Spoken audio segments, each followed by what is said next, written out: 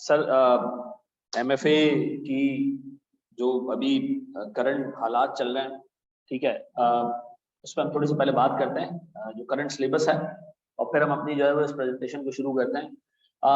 MFA में effectively 3 subjects I cap ने मर्ज किए, ठीक है, और इन तीनों सब्जेक्ट्स को मर्ज करने का ऑब्जेक्टिव है। एक तो इसके अंदर फाइनेंशियल मैनेजमेंट को डाला गया, ठीक है। दुनिया की जितनी भी अकाउंटेंसी बॉडीज हैं, सब में फाइनेंशियल मैनेजमेंट यानी बीएफडी के 2 से 3 पेपर्स हैं, जबकि आई कैप में बीएफडी का सिर्फ एक ही पेपर था फाइनल में। अब उन्होंने एमएफए के थ्रू बीएफडी का एक अच्छा खासा चंक डाल दिया उसका, ठीक है। तो एक पार्ट तो एमएफए में है बीएफडी का। जो दूसरा पार्ट है वो इन्होंने जो बीएम का पेपर खत्म किया था, सही खत्म किया था, उसमें बहुत ऐसी फजूल चीजें थी जो मतलब चार्टर्ड अकाउंटेंट के लिए रेलेवेंट नहीं थी। अब उन्होंने जो बीएम का पोर्शन डाला है वो काफी रेलेवेंट पोर्शन है, ठीक है ना। यानी वो पोर्शन बीएम का जो प्योर एक चार्टर्ड अकाउंटेंट को एक बिजनेस प्रोफेशन को पता होना चाहिए, जो बैक ऑफिस का बिजनेस प्रोफेशन है उसको पता होना चाहिए, तो वो उन्होंने जो है वो कोर्स का पार्ट रखा है। 2 पार्ट हो गया, एक तो बीएम आ गया हमारा और दूसरा हमारा बीएफडी आ गया। तीसरा जो है वो जो पार्ट है वो एक छोटा सा पार्ट इन्होंने डाला है क्यूटी का, ठीक है ना। उस पार्ट का ऑब्जेक्टिव आपको क्यूटी पढ़ाना नहीं है, उस पार्ट का ऑब्जेक्टिव ये कि आपने थोड़े से आगे जाके ना एक कोर्स कवर करना है, एक हैंड्स ऑन कोर्स होगा जो आपने आगे कवर करना है सीफैप के बाद। वो है डाटा एनालिटिक्स का और फिनटेक का। फिनटेक यानी फाइनेंशियल टेक्नोलॉजीज। तो उसमें बेसिकली हिपोथेसिस और ये regression, single variable, multiple variable, इस तरह की चीजें वहां आपने यूज करनी है। तो उसका बैकग्राउंड देने के लिए आपको यहाँ पर छोटा सा पार्ट क्यूटी का पढ़ाया जा रहा है। उससे कभी 5 नंबर का सवाल आता है, कभी 6 नंबर का सवाल आता है, लेकिन चूंकि वो कोर्स का पार्ट है तो हमें पढ़ना पड़ेगा। तो इफेक्टिवली इस कोर्स के 3 एरियाज हैं जो हमने देखे, ठीक है। एक पार्ट है बीएफडी का, एक पार्ट है बीएम का और एक पार्ट है क्यूटी का, ठीक है। अच्छा, चूंकि मैं आईकैप से एक चीज पे इजाजत ले चुका हूँ बात करने की, क्योंकि मैं आईकैप की कमेटी में होता हूँ, मेरे साथ और भी लोग होते हैं, ठीक है। उस कमेटी में बाज़ औक़ात कोर्स वगैरह की चीजें डिस्कस भी हो रही होती हैं। तो मैं इजाजत लेके आपसे बात कर रहा हूँ कि इस चीज के ऊपर कि इसका कोर्स इतना बड़ा है इस पर्टिकुलर सब्जेक्ट का कि आईकैप हर पेपर में 75% कोर्स जो है वो कवर करता है, ठीक है जी। मैं इतना स्लो इसलिए बोल रहा हूँ क्योंकि आपने मुझे हमेशा 2 की स्पीड में सुना होगा, ठीक है ना। वो आप पहली दफा आज 1 की स्पीड में सुनना है तो आपको शायद स्लो लग रहा है। अच्छा जी, तो सीन ऐसा है कुछ कि इस कोर्स में 75% कोर्स कवर करना ना बहुत मुश्किल है। इतना एक्सटेंसिव कोर्स है, अभी आप पढ़ना शुरू करोगे आपको आइडिया होगा ना। तो उसमें 75% कोर्स कवर करना मुश्किल है। आईकैप हर अटेम्प्ट में कोशिश करता है कि पूरी किताब का जितने भी चैप्टर्स हैं उसमें से 75%, 75% एटलीस्ट कवर करे। तो इवन अगर आप एक चैप्टर छोड़ के चले गए कि यार ये चैप्टर से कुछ नहीं आएगा, उसमें से एक एमसीक्यू जरूर आ जाएगा, कुछ भी करके वो 75% एरिया टच करता है, ठीक है जी। तो इसका मतलब है सर अगर आपने कुछ भी छोड़ा ना कुछ नुकसान आपको जरूर होगा। वो मे भी 2 नंबर का भी हो सकता है, वो मे भी 10 नंबर का भी हो सकता है, ठीक है जी। अच्छा जी, दूसरी चीज, जो बंदा इसका पेपर बना रहा है अपेरेंटली उस बंदे की फाइनेंशियल मार्केट्स पे अच्छी ग्रिप नजर आती है, ठीक है ना। नजर आता है कि जो बंदा पर्चा बना रहा है या जो एक्सपर्ट रखा है कि आपने इस पेपर को रिव्यू करने के लिए, उसकी एक एक्सटेंसिव नॉलेज है। जिस तरह के उसने सवाल बनाए, वो एक ऐसा बंदा जिसकी क्लासरूम एक्सपीरियंस हो या सिर्फ उसका पेपर बनाने का एक्सपीरियंस हो, वो नहीं बना सकता, ठीक है ना। तो मैं आपको बता रहा हूँ, जो बंदा पर्चा बना रहा है उस बंदे को आइडिया है कि फाइनेंशियल मार्केट्स कैसे चलती है।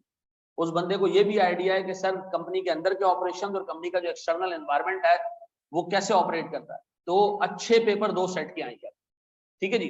वो ऐसे पेपर है कि जिसकी तैयारी अगर रीजनेबल हद तक ऐसी है कि उसने कोर्स कवर किया है, ठीक है जी, वो आराम से जो है वो पेपर निकाल लेगा, ठीक है।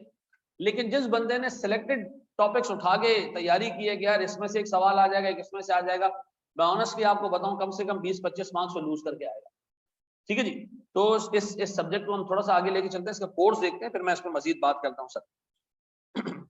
अच्छा, ये जो है वो शुरू में मेरे अपने बारे में फजूल चीजें, ये आपके किसी काम नहीं आएंगी, सिर्फ आपको मतलब भरम डालने के लिए मैंने बताया कि मैं पहले क्या था फिर क्या था, ठीक है जी, फिर मैं क्या बना फिर मैं क्या बना। ठीक है जी। बस रेलेवेंट ये है कि ये सारों में एक चीज कॉमन है, सारी जो है वो मेरी प्रैक्टिस के अंदर एक चीज कॉमन है, ये सब बैंक्स हैं, म्यूचुअल फंड्स हैं, फाइनेंशियल सेक्टर। ठीक है, मतलब एक टिपिकल फाइनेंशियल सेक्टर का बंदा हूँ। ठीक है, मैंने मैन्युफैक्चरिंग क्लाइंट्स नहीं किए। ठीक है, मैं सिर्फ फाइनेंस में ही काम किया।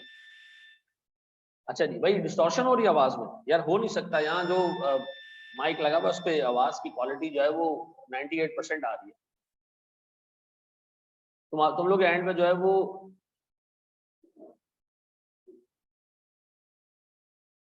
सही है ना? अच्छा जी, फिर सर मेरी क्वालिफिकेशन, एक तो मैं चार्टर्ड अकाउंटेंट हूँ, फिर एक छोटी सी क्वालिफिकेशन है सिमा, वो मैंने की हुई है, फिर एक छोटी सी और क्वालिफिकेशन है CFA, ये भी मैंने किया हुआ है, फिर एक और छोटी सी क्वालिफिकेशन है FRM। ठीक है ना? तो एक क्वालिफिकेशन मेरी अकाउंटिंग में, एक बिजनेस साइड के ऊपर है, एक जो है वो प्योर फाइनेंशियल मैनेजमेंट साइड के ऊपर है, एक रिस्क मैनेजमेंट साइड। ये रिस्क मैनेजमेंट क्या होता है? आपके कोर्स में भी यही 4 चैप्टर हैं, अकाउंटिंग को हटा के ये 3 चैप्टर हैं। ठीक है, तो एक आपका BM का पार्ट है, एक आपका फाइनेंशियल मैनेजमेंट का पार्ट है, एक आपका फॉरेक्स का पार्ट है। रिस्क मैनेजमेंट का मतलब ये है कि कंपनी को ये बताया जाता है कि जी आपका बिजनेस बंद होने का चांस कितना है और क्या क्या फैक्टर्स हैं जो आपके बिजनेस को क्या कर सकते हैं, बंद कर सकते हैं। तो उसको फिर हम क्या करते हैं, मैनेज करते हैं। ठीक है जी, उन खतरों से अपने आप को बचाने की कोशिश करते हैं। तो रिस्क मैनेजमेंट का मतलब ये है कि आप जब बिजनेस कर रहे हो तो आपको बताया जाए कि जी आपके रिस्क कितने हैं। ठीक है जी, ऑपरेशनल रिस्क कितने हैं, ठीक है जी, नेचुरल रिस्क कितने हैं, फाइनेंशियल रिस्क कितने हैं, हमने सारा आगे देखना है जाके। ठीक है, फाइनेंशियल मैनेजमेंट आपको ये बताता है कि आपने पैसे कहाँ इन्वेस्ट करने। ठीक है, बिजनेस मैनेजमेंट आपको बताता है कि आपने गिवन रिसोर्सेज को कैसे यूज करना है ताकि आप उससे ज्यादा से ज्यादा वैल्यू जनरेट कर सकें। ठीक है जी, ये वाले काम जो है आपने जिंदगी में नहीं करना। ठीक है, ये एक इल डायरेक्टेड बंदे की निशानी है, जिसको एक जगह मजा आया तो एक जगह बैठ गया, दूसरी जगह मजा आया दूसरी जगह बैठ गया, तीसरी जगह मजा आया तीसरी जगह बैठ गया, चौथी जगह मजा आया। तो आपने फोकस रहना है। ठीक है, मतलब मैं अपनी CV कभी किसी को देता था ना जॉब के लिए, तो उसका पहला इंप्रेशन ये होता था, यार आप तो फोकस भी नहीं। ठीक है, एक जगह दूसरी जगह तीसरी जगह चौथी जगह। मैंने कहा यार मैं, अच्छा मेरा उस पर जवाब ये होता था कि मैं फजूल काम नहीं किया मैंने। फजूल काम क्या होता है, एक बंदे ने CA किया, उसके फौरन बाद ACCA कर लिया, यानी 2 गाड़ियां ली, दोनों ही सिटी ले ली, दोनों ही सिविक ले ली, एक ही जैसी गाड़ी, फायदा नहीं है उसका। ठीक है, लेकिन अगेन ये सारी क्वालिफिकेशंस पता नहीं जब मैं ले रहा था उस वक्त मेरे जहन में क्या चल रहा था, लेकिन बाद में मेरे पढ़ाने में बड़ी काम। ठीक है जी, तो एक चार्टर्ड अकाउंटेंट को जो फाइनेंस की नॉलेज होती है उससे काफी ज्यादा नॉलेज है। चलिए, इस पेपर के बारे में फैक्ट सर, इनिशियल पेपर है BMD का और MSA 2, एक इसी तरह का पेपर आपने आगे भी देना है फाइनेंस में जाके, MSA 2, उसमें भी BM है, उसमें भी BFD है, उसमें भी QT है। ठीक है, यानी इस पेपर का एक एडवांस वर्जन आपने आगे जाके देना है। ठीक है जी। अच्छा जी, फिर दूसरी चीज सर इस पेपर के बारे में तो ये भैया कि अगर आपकी नंबर्स के साथ मोहब्बत नहीं है ना तो फिर ये सब्जेक्ट आपका नहीं है। ठीक है, अगर आपको मैथ्स से प्यार नहीं है तो ये सब्जेक्ट आपको बहुत दुख देने वाला है, ये मैं आपको बता दूं। ठीक है, और बहुत सारे लोग मुस्कुरा रहे हैं, इसका मतलब है कोई अच्छे ताल्लुकात नहीं रहे मैथ्स के साथ। ठीक है, लेकिन मैं आपको बता दूं कि ये सबसे इंटरेस्टिंग सब्जेक्ट है पूरे कैफ का। इसमें आप वो चीजें सीखोगे जो आपने फ्यूचर में जाके करनी है। ठीक है जी, आप अभी लॉ पढ़ रहे होते हो, हार्डली हम जो है वो चार्टर्ड अकाउंटेंट लॉ की एप्लीकेशन जाके देखता होता मार्केट में, कॉन्ट्रैक्ट एक्ट की या सेल्स ऑफ गुड्स की या पार्टनरशिप की। जो पार्टनरशिप एक्ट पढ़ते हो मुझे तो आज तक समझ नहीं आ पढ़ाते क्यों, क्योंकि हम चार्टर्ड अकाउंटेंट कभी भी जाके किसी पार्टनरशिप फर्म का ऑडिट नहीं करते, किसी पार्टनरशिप फर्म में जाके जो है वो सर्विसेज नहीं दे रहे होते, हम जा रहे होते कंपनीज में सर्विस देने की। ठीक है जी, तो मेरे हिसाब से जो सबसे रेलेवेंट सब्जेक्ट इस पूरे कैफ में है, शॉर्ट टर्म में शायद ऑडिट होगा, लेकिन शॉर्ट एंड लॉन्ग रन में आपको MFA का सब्जेक्ट ये आपको बहुत फायदा देगा। देखिए, एक चार्टर्ड अकाउंटेंट को अगर मार्केट का ही नहीं पता कि स्टॉक मार्केट कैसे चलती है, ठीक है जी, उसमें इन्वेस्टमेंट्स कैसे होती हैं, कंपनी के पास जो पैसा आता है उसको यूटिलाइज कैसे किया जाता है, कंपनी कितनी इक्विटी लेती है, कितना डेट लेती है, कंपनी के फंक्शंस कैसे चल रहे होते हैं, तो ऐसे चार्टर्ड अकाउंटेंट का कोई फायदा नहीं है। ठीक है जी, लोग ये समझते हैं कि जब हम CA कर लेंगे ना तो हम जाएंगे वहां कैश फ्लो स्टेटमेंट बना रहे होंगे, हम वहां जो है वो बैलेंस शीट बनाएंगे। भाई क्या हो गया, गधे बनाते बैलेंस शीट, बीकॉम पास लोग बनाते। एक चार्टर्ड अकाउंटेंट जाके प्रैक्टिकली फाइनेंशियल स्टेटमेंट्स पे काम नहीं करता, ये आप दिमाग में रखना। आपका रोल ये नहीं है। आपका रोल इस तरह का होगा, जैसे मिसाल के तौर पर फाइनेंशियल सेक्टर में काम करोगे तो सुबह सुबह एक मीटिंग होगी, आपको कहा जाएगा कि यार बताओ, आज हम जो है वो ऑयल एंड गैस सेक्टर में पैसा इन्वेस्ट करने जा रहे हैं, और पैसा इन्वेस्ट हम ऐसे करेंगे कि हम पैसा बैंक में रखेंगे, बैंक उसमें पैसा इन्वेस्ट करेगा, जो रिटर्न आएगा बैंक को मिलेगा, बैंक हमें देगा। ऐसी फाइनेंशियल अरेंजमेंट के अंदर जल्दी से बताएं टैक्स का क्या मसला, टैक्स का क्या इशू। आप चार्टर्ड अकाउंटेंट हो, आपको उसकी टैक्सेशन भी आनी चाहिए, आपको वो ट्रांजैक्शन लीगली कैसे एग्जीक्यूट करनी है वो भी पता हो, आपको उसको फाइनेंशियल स्टेटमेंट्स में रिपोर्ट करना, आपको ये भी पता हो। ठीक है जी, आपसे फाइनेंशियल स्टेटमेंट्स बनवाए नहीं जाएंगे वहां बैठ के कैश फ्लो टैली कर रहे हैं, नहीं, ये काम नहीं है। तो याद रखिएगा, इस सब्जेक्ट को आपने सिर्फ एग्जाम व्यू पॉइंट से कवर नहीं करना, इस सब्जेक्ट से आपने चीजें सीखनी है। और मैं आपको बता दूं कि अगर बहुत सारे लोग जब बीएफडी पढ़ते थे मुझसे, उसके फौरन बाद कोई 20-25% क्लास का बच्चा ऐसा होता था जो सीएफए की तरफ जाता था, क्योंकि इस सब्जेक्ट से उनको मोहब्बत हो जाती है। इस सब्जेक्ट में ऐसा कमाल है। ठीक है, अब छोटे लेवल पे तुम पढ़ना शुरू कर दो, और मेरे हिसाब से this is the ideal position of this subject, ताकि आपको समझ आए कि यार फाइनेंशियल मार्केट्स कैसे चलती है, और फिर उसमें एक इंटरेस्ट डेवलप होता है लोगों का। हराम है ना, खींचता है अपनी तरफ। ठीक है जी, बहुत सारी चीजें आप पढ़ोगे रिलीजियसली, इसमें बहुत सारे ऐसे मामला हैं। पहले बता दूं भाई, सूद लेने वाला, देने वाला, खिलाने वाला, खाने वाला, गवाही देने वाला, ठीक है जी, ये सब दोज़खी हैं। उस हदीस में जिसको मैं भी कोट कर रहा हूँ, उसमें पढ़ने और पढ़ाने वाले का जिक्र नहीं। तो ये मैं आपको आज बता दूं, हराम है। जो आपको पढ़ाऊंगा इसको आपने इसका ऑल्टरनेटिव लेकर आना। ठीक है, कोशिश करनी है जिंदगी। कल कला को आप किसी बैंक में बैठे हो, ठीक है ना, और ऊपर पहुंच जाओ, और ऊपर अल्लाह हिसाब ले रहा, और आपको कहो भाई ये इसने ये क्या था, ये वाला सीन नहीं है। ठीक है ना, यहीं पे हिसाब किताब खत्म। ठीक है ना। अच्छा जी, हमारे कोर्स में क्या है सर? सर हमारे कोर्स के 3 पार्ट्स हैं, 2 बड़े पार्ट्स आप कह लें, मैंने उसको 2 बड़े पार्ट्स में डाल दिया। एक 30 से 40 नंबर का मैनेजरियल एनालिसिस है, दोनों अटेम्प्ट्स में आएगा, आपने कंसिस्टेंटली 32 मार्क्स पूछे, ये थ्योरी का पोर्शन। ठीक है ना, कंसिस्टेंटली 32 मार्क्स पूछे, और टोटल हमारे पास थ्योरी के 6 चैप्टर्स हैं, अभी तक सिर्फ 4 ही आई आपने टेस्ट किए। ठीक है ना, पहली अटेम्प्ट में 3 टेस्ट किए, दूसरे अटेम्प्ट में भी 3 टेस्ट किए, एक एडिशनल टेस्ट हो गया। पिछले अटेम्प्ट में जो 3 टेस्ट किए थे वो 2 कंसिस्टेंट रखे, और इस अटेम्प्ट में एक उसमें ऐड कर दिया। तो सर हमारे पास कोई 30 से 40 मार्क्स का एरिया है मैनेजरियल फाइनेंशियल मैनेजरियल एनालिसिस का। इसमें 3 हिस्से हैं सर। पहली चीज सर, इंटरनल एनालिसिस, यानी आपको कहा जाएगा कि कंपनी के अंदर देखो, बाहर देखने की जरूरत नहीं है, अंदर देखो हमारे पास है क्या, कंपनी के पास क्या मौजूद होता है, रिसोर्सेज। वो रिसोर्सेज कभी सफिशिएंट होते हैं, कभी इनसफिशिएंट होते हैं, ऐसा है। और कंपनी के पास क्या मौजूद होता है, उन रिसोर्सेज को ऐसे यूटिलाइज करना कि वैल्यू क्रिएट हो, ये कहलाती है कॉम्पिटेंस। ठीक है, एआरटीटी के पास अच्छे टीचर्स हैं, एआरटीटी के पास पैसा है, ये क्या है, रिसोर्सेज है। लेकिन टीचर्स पढ़ाते कैसे हैं, ये उनकी कॉम्पिटेंस है। इंटरनल एनालिसिस में आप फोकस करते हो कंपनी के अंदर क्या अच्छाइयां, क्या बुराइयां, क्या स्ट्रेंथ्स हैं, क्या वीकनेस है। फिर वो कहता है बाहर देखो, एक्सटर्नल एनालिसिस, कंपनी के बाहर देखो, कंपनी के एनवायरनमेंट में देखो। कंपनी के 2 एनवायरनमेंट है, एक करीब का एनवायरनमेंट है, एक दूर का एनवायरनमेंट है। करीब का एनवायरनमेंट, सप्लायर्स आपके कौन, कंपनी के बाहर बैठे हुए ना, कस्टमर्स आपके कौन है, कंपनी के बाहर बैठे हुए, रेगुलेटर्स आपके कौन है। ठीक है जी सर, सोसाइटी, जो करीब की सोसाइटी है आप, ठीक है ना, आसपास के लोग हैं, ये आप पे कितना असरअंदाज होगा। एक इमीडिएट एक्सटर्नल एनवायरनमेंट होगा, इन लोगों पे हम भी असरअंदाज होते हैं, और ये भी असरअंदाज होते हैं। कैसे सर? सर मिसाल के तौर पर मैं रेट कम कर दूं, मेरे कस्टमर को बेनिफिट होगा। हाँ सर। सर कस्टमर चीजों की डिमांड कम कर दे, किसी दूसरे से खरीदना शुरू कर दे, मुझ पे असर होगा। हाँ, मैं एनवायरनमेंट पे भी असर डाल सकता हूँ, एनवायरनमेंट मुझ पे भी असर डाल सकता है, ऐसा। ये कौन सा एनवायरनमेंट है? इमीडिएट एनवायरनमेंट, ऐसा। फिर एक है इमीडिएट से दूर एनवायरनमेंट।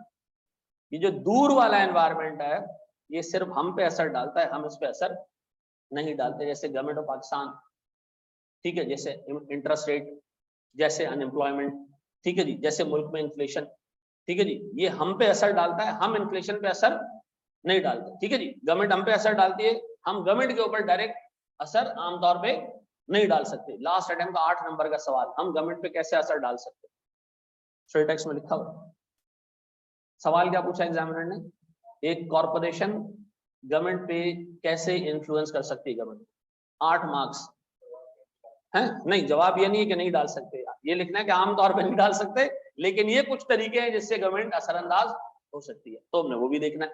इंटरनल कंपनी के अंदर देखा, एक्सटर्नल कंपनी के बाहर देखा। फिर तीसरा sir ethical decision making. Ethical decision making क्या है सर? मैं मिसाल देता हूं आपको, मैं आपको कह रहा हूं जनाब आप और दोस्तों, बड़ा इंटरेस्टिंग चीज है, आपको आपसे मैंने फैसला लेना है। आप एक कंपनी में काम करते हो जिसका नाम है के इलेक्ट्रिक, जिसको आजकल कचरा आप दे रहे हो, ठीक है यार, क्या फजूल काम चल रहा है अल्लाह की कसम। जो छोटा एम्प्लॉय है बेचारा, उसको क्या पता क्या चल रहा है कंपनी में, उसके गले में कचरे का थैला पहना दिया। तो कराची की आवाम भी कोई अपने हकूक के लिए भी निकलती है ना, तो 2 किलोमीटर आगे निकल जाती है, ठीक है ना। तो करो जाके उनके ऑफिसों के बाहर फेंको यार, लेकिन किसी एम्प्लॉय के गले में जाके आपने कचरे का थैला पहना दिया, ये कौन सी तरीका तमीज है? वो बेचारा खड़ा हुआ है आगे से, क्या बोलेगा वो? आगे हुजूम है, कुछ करेगा तो मार खाएगा, ठीक है ना। तो एथिकल डिसीजन मेकिंग है। आप के इलेक्ट्रिक में काम करते हैं, आप हैं के इलेक्ट्रिक के सीएफओ, ठीक है। के इलेक्ट्रिक के आप कौन हो? सीएफओ। भाई आपके पास इंफॉर्मेशन आती है, आपको आके शहबाज शरीफ का एक नुमाइंदा कहता है कि जी बिजली के रेट कम करने हैं। क्या करने? बिजली के रेट कम करने हैं। आपने कहा क्यों, रीजन क्या है? उसने कहा अगला इलेक्शन होने वाला है, हम उसमें इस पर्टिकुलर पॉइंट को स्कोर करना चाह रहे हैं, बिजली के रेट कम करना है। आपने कहा यार बिजली के रेट अगर मैं कम करूंगा तो जो के इलेक्ट्रिक के शेयर होल्डर्स हैं उनका सत्यानाश हो जाएगा। उनका क्या होगा? के इलेक्ट्रिक का प्रॉफिट क्या हो जाएगा? कम हो जाएगा। शहबाज शरीफ के नुमाइंदे ने कहा उसका प्रॉफिट तो कम हो जाएगा या कम नहीं होगा, लेकिन आपकी नौकरी उड़ जाएगी, ठीक है जी। अब आप फंसे हो, दोनों तरफ क्या है गलत। गवर्नमेंट के नुमाइंदे की बात मानूं तो भी मैं गलत करूंगा, किसके साथ? अवाम के साथ। अवाम के ऊपर जाऊं तो खुद के साथ गलत करूंगा, ऐसा। ये आ गया एथिकल डिलेमा। क्या आ गया? दो गलत चीजों के बीच में आपने फैसला लेना है, ऐसा। आपको यहाँ रूल्स पढ़ाए जाएंगे कि उस फैसले को लेने में आपको क्या क्या चीजें सामने रखनी चाहिए। तो क्या करना चाहिए सर ऐसे केस में? आपने इस लेवल पे कभी भी कंक्लूजन नहीं देना, आपने फैक्टर्स रख के छोड़ देने एग्जामिनर, ठीक है। आपने कंक्लूजन नहीं देना, आपने कहना ये भी हो सकता है, ये भी हो सकता है, ये भी हो सकता है, ये भी हो सकता है, बाकी जिस बंदे ने डिसीजन लेना है उसकी मर्जी। हाँ, आपने फैसला, ये पहली चीज सिखा रहा हूँ यहाँ पे, ये एग्जाम में गलती मत करना होता है। नहीं, प्रैक्टिकली तो ये नहीं करना होता है। प्रैक्टिकली तो देखो हर बंदे का एक रिस्क एब्जॉर्ब करने का एपेटाइट है, कितना प्रेशर वो सस्टेन कर सकता है, ठीक है ना। आप पास में चले जाओ तो आपको ऐसे लोग मिलेंगे जिन्होंने हक के लिए खड़े हो गए, ऐसी की तैसी, यार जात का नुकसान हो, घर का नुकसान हो, मसला नहीं है, मुल्क का नुकसान ना हो। फिर आपको ऐसे खबीज भी मिलेंगे, उन्होंने कहा जात का तो कोई नुकसान नहीं, ठीक है ना भाई, अल्लाह का दिया हुआ जिस्म है, उसको क्यों नुकसान पहुंचाऊं, है? जिस्म में दिल भी मौजूद है, दिल क्यों दुखाऊं, है? तो गुनाह का काम है ना, हर एक चीज की जस्टिफिकेशन है। अच्छा, वो आपसे पूछता है कि यार कंक्लूजन्स बता दो कि क्या क्या पॉसिबल है, ठीक है। तो एथिकल डिसीजन मेकिंग कहाँ काम आएगी? जहां दो गलत में आपको चूज करना हो। अच्छा, आपसे कहा जा रहा है कि जी चर्च बेचे, आपने कहा नहीं गुनाह है, वहां ये एथिकल डिसीजन यूज होगी? नहीं। आपको उससे धमकी नहीं दी कि नहीं बेचोगे तो गोली मार दूंगा, यानी एक सही एक गलत के बीच में फैसला नहीं। एथिकल डिसीजन मेकिंग कहाँ काम आएगी? जहां दो गलत में से आपको एक लेसर इविल पिक करना हो, ऐसा।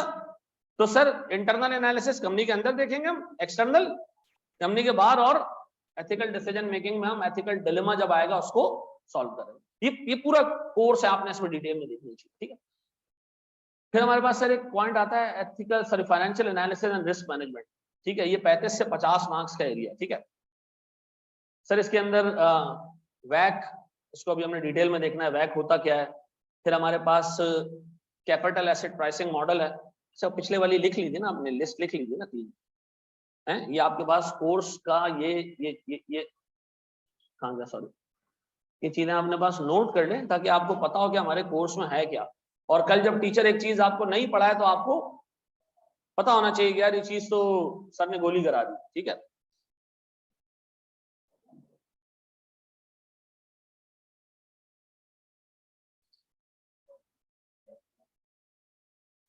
ये घड़ी नहीं बनानी है भाई, नाम लिखना खाली। घड़ी बना दिए, 10 बजा दिए। बता रहा हूँ वैक की फुल फॉर्म बेटा।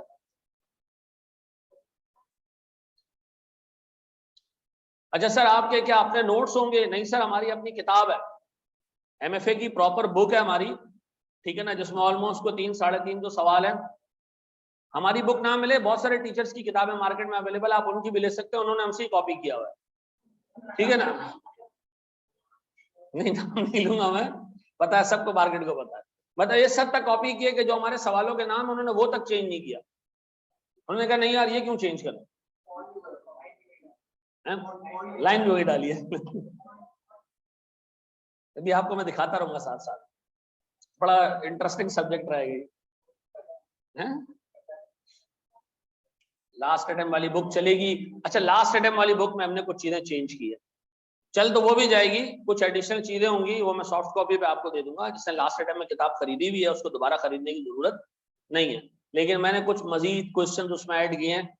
और ये याद रखना सर, मैं इवन 2012 से BFD पढ़ा रहा हूँ, लेकिन बाखुदा तुम लोग की क्लास के लिए मुझे रोज पढ़ के आना पड़ता है, ठीक है ना। उसकी वजह ये है कि यार अगर एक टीचर ये कह रहे कि जी मैं तो जी तो वलीउल्लाह बन गया हूँ, मैं तो अब आऊंगा ऐसे मुंह उठा के काम कर लूंगा, नहीं होता। हर अटेम्प्ट में मुझे फील होता है कि यार पिछले अटेम्प्ट में कुछ कमियां रह गई, अगले अटेम्प्ट में उससे अच्छा पढ़ाया जा सकता है, अगले अटेम्प्ट में उससे अच्छा पढ़ाया जा सकता है, तो चीजें चेंज होंगी। किताब में कुछ एडिशनल चीजें होंगी वो मैं सॉफ्ट कॉपी पे दे दूंगा। थ्योरी भी आप पढ़ाएंगे, 100% कोर्स आप कवर कराएंगे, बिल्कुल बेटा। आखिरी जो क्लास होगी ना उसमें दुआ भी कराऊंगा मैं इंशाल्लाह, वो भी मैं खुद ही कराऊंगा, ठीक है। अच्छा ऑनलाइन वाले ऑर्डर कर सकते हैं, नहीं लाहौर में अवेलेबल है किताब। वहीद बुक वाले को हमने इस दफा जो है वो आउटसोर्स कर दिया किताब, वो अभी खुद देखेगा। आप कराची में भी अवेलेबल हो जाएगी थोड़े टाइम में। अच्छा जी सर, ये 35 से 50 मार्क्स का एरिया है। वैक weighted average cost of capital, हमने अभी डिटेल में देखना है उसको। Weighted average cost of capital नाम है इसका, पता नहीं क्या होता है ये अभी देखते हैं हम। ये हम पढ़ेंगे इंशाल्लाह 6 बजे। फिर 8:15 बजे हम पढ़ेंगे कैपिटल एसेट प्राइसिंग मॉडल। बता रहा हूं बेटा आफ्ताब, फैजान बता रहा हूं। फिर सर कोई 9 बजे हम पढ़ेंगे रिस्क एडजस्टेड वैक है, नहीं है अच्छा। फिर हमारे पास है sir forex, foreign exchange risk management, ठीक है जी। Very interesting topic. आपको पता चलेगा कि ये डॉलर का रेट जो डिटरमिन हो रहा है किस तरह हो रहा है, ठीक है, क्या फैक्टर्स हैं जो डॉलर को उड़ाए रखे हैं। गवर्नमेंट ऑफ पाकिस्तान का इसमें कितना नेग्लिजेंस है और कितना इंटेंशनल है। इंटरेस्ट रेट रिस्क मैनेजमेंट, ये हमारा सेकंड एरिया है, इससे 35 से 50 मार्क्स आएंगे। दिस इज प्योरली प्रैक्टिकल, ठीक है, पूरा प्रैक्टिकल है। लास्ट टाइम 68 मार्क्स प्रैक्टिकल थे, 32 नंबर की थ्योरी, ठीक है ना। दोनों अटेम्प्ट्स में 32 और 33, बस 1 नंबर का शायद फर्क है। हाँ थ्योरी इस तरह पूछिए। वैक की full form weighted average cost of capital.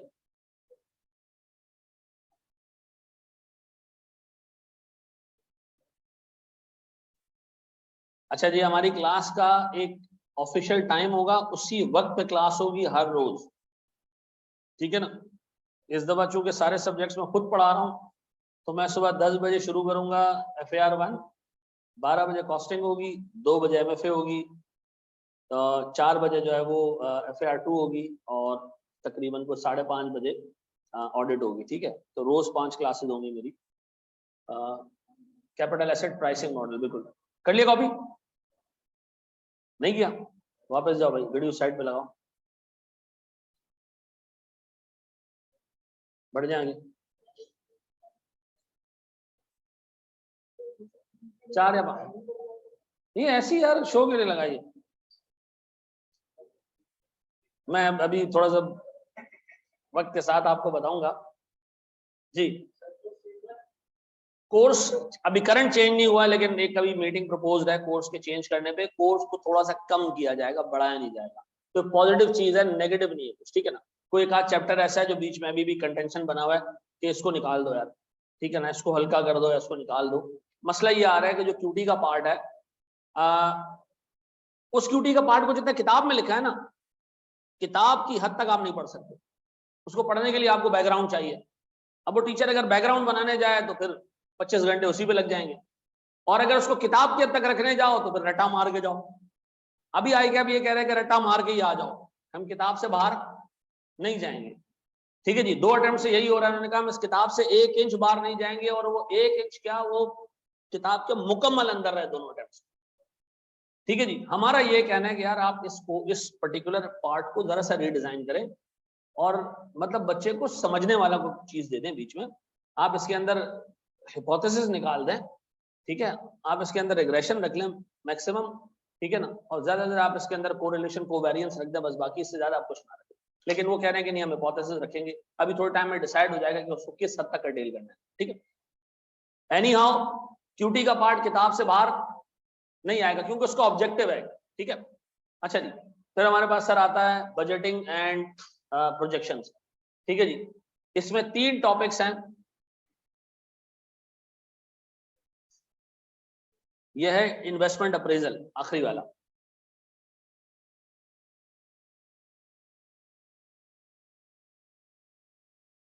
यार शोएब, क्लास खत्म हो जाए 6 बजे तो उसके बाद बात करते हैं, ठीक है भाई। एहतिशाम, ये क्लास का वो है बेटा, ये क्लास की चैट चैट बॉक्स है, ये क्या लिख रहे हो इसको?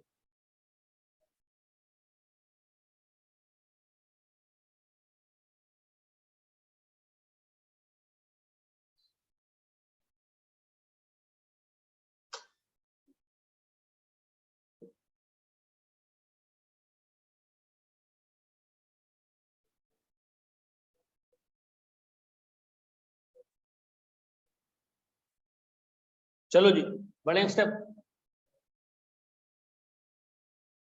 सर क्या आप पिछले अटेम्प्ट का रिकॉर्डेड लेक्चर ले सकते हैं? ले सकते हो, लेकिन मैं फिर भी कहूंगा कि करंट अटेम्प्ट लिया करो, क्योंकि हर अटेम्प्ट में टीचर भी इंप्रूव कर रहा होता है, ठीक है। फिर जनाब, डूज एंड डोंट्स। यार ये इस पे ना जरा सा मुझे बात करनी है, और डे 1 से ना हम अपनी एक टोन सेट करेंगे सर।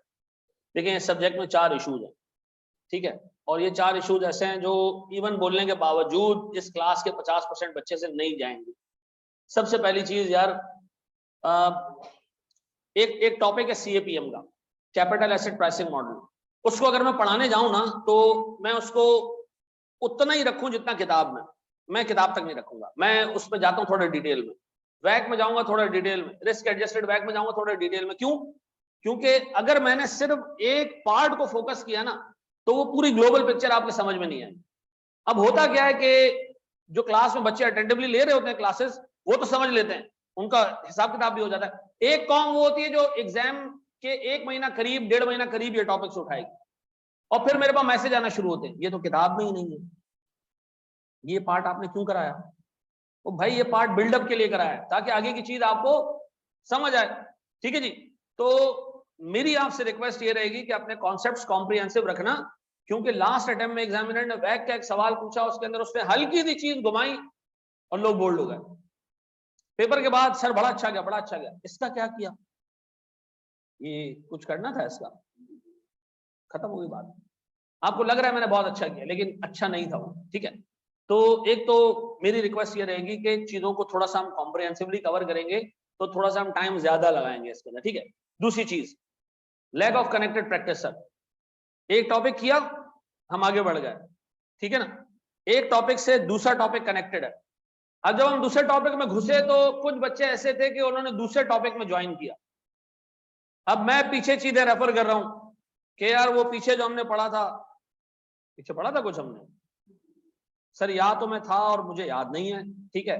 वैक की चीजें CAPM में काम आएंगी, CAPM की चीजों को हम रिस्क एडजस्टेड वैक में लेके जाएंगे, फॉरेक्स की चीजें पीछे वाली चीजों से कनेक्टेड होंगी। इसकी पूरी की पूरी जो फाइनेंशियल एनालिसिस की ग्रिड है, वो क्लोजली कनेक्टेड है। यू मिस वन थिंग, आप आगे की चीजों में अपने आप को कंफ्यूज फील कर रहे हो। ये याद रखना कि आपने जिस सीक्वेंस से मैं चीजें लेके चलूंगा उसी सीक्वेंस से आपने पढ़नी, ठीक है। और साथ साथ में प्रैक्टिस करती जानी। सर रट्टा, इस पर्टिकुलर सब्जेक्ट में कोई 40 के करीब फंक्शन है और लोग उन फंक्शंस को एंड में क्या करते हैं, एक पेज पे लिखते हैं, ग्रुप पे शेयर कर देते हैं और नीचे लोग उसको कह रहे थे वेरी गुड यार, थैंक यू वेरी मच यार, यार बड़ा जबरदस्त काम कर दिया आपने दोस्त। अल्लाह के बंदो, फंक्शंस याद करने के नहीं है, एक दफा समझ लो तुम्हें कभी जिंदगी में उनको याद नहीं करना पड़ेगा, ठीक है जी। लोगों को आखिर में रट्टा मारने का बहुत शौक होता है। मेरी आपसे रिक्वेस्ट ये रहेगी कि फंक्शन में क्रैम नहीं करवाऊंगा, रट्टा नहीं लगवाऊंगा, मैं आपको बताऊंगा कि इसका ऑब्जेक्टिव क्या है, ठीक है जी। और अगेन ये पहले पॉइंट से कनेक्टेड है। सीएपीएम एक फॉर्मूला है, मैं इस फॉर्मूले को प्रूव करने के लिए पीछे जाता हूं, पूरा बिल्डअप करते हुए आगे लेकर आता हूं, फिर बताता हूं फॉर्मूला बना कैसे। और किताब में 1.5 पेज के ऊपर जो है वो फॉर्मूला लिखा हुआ।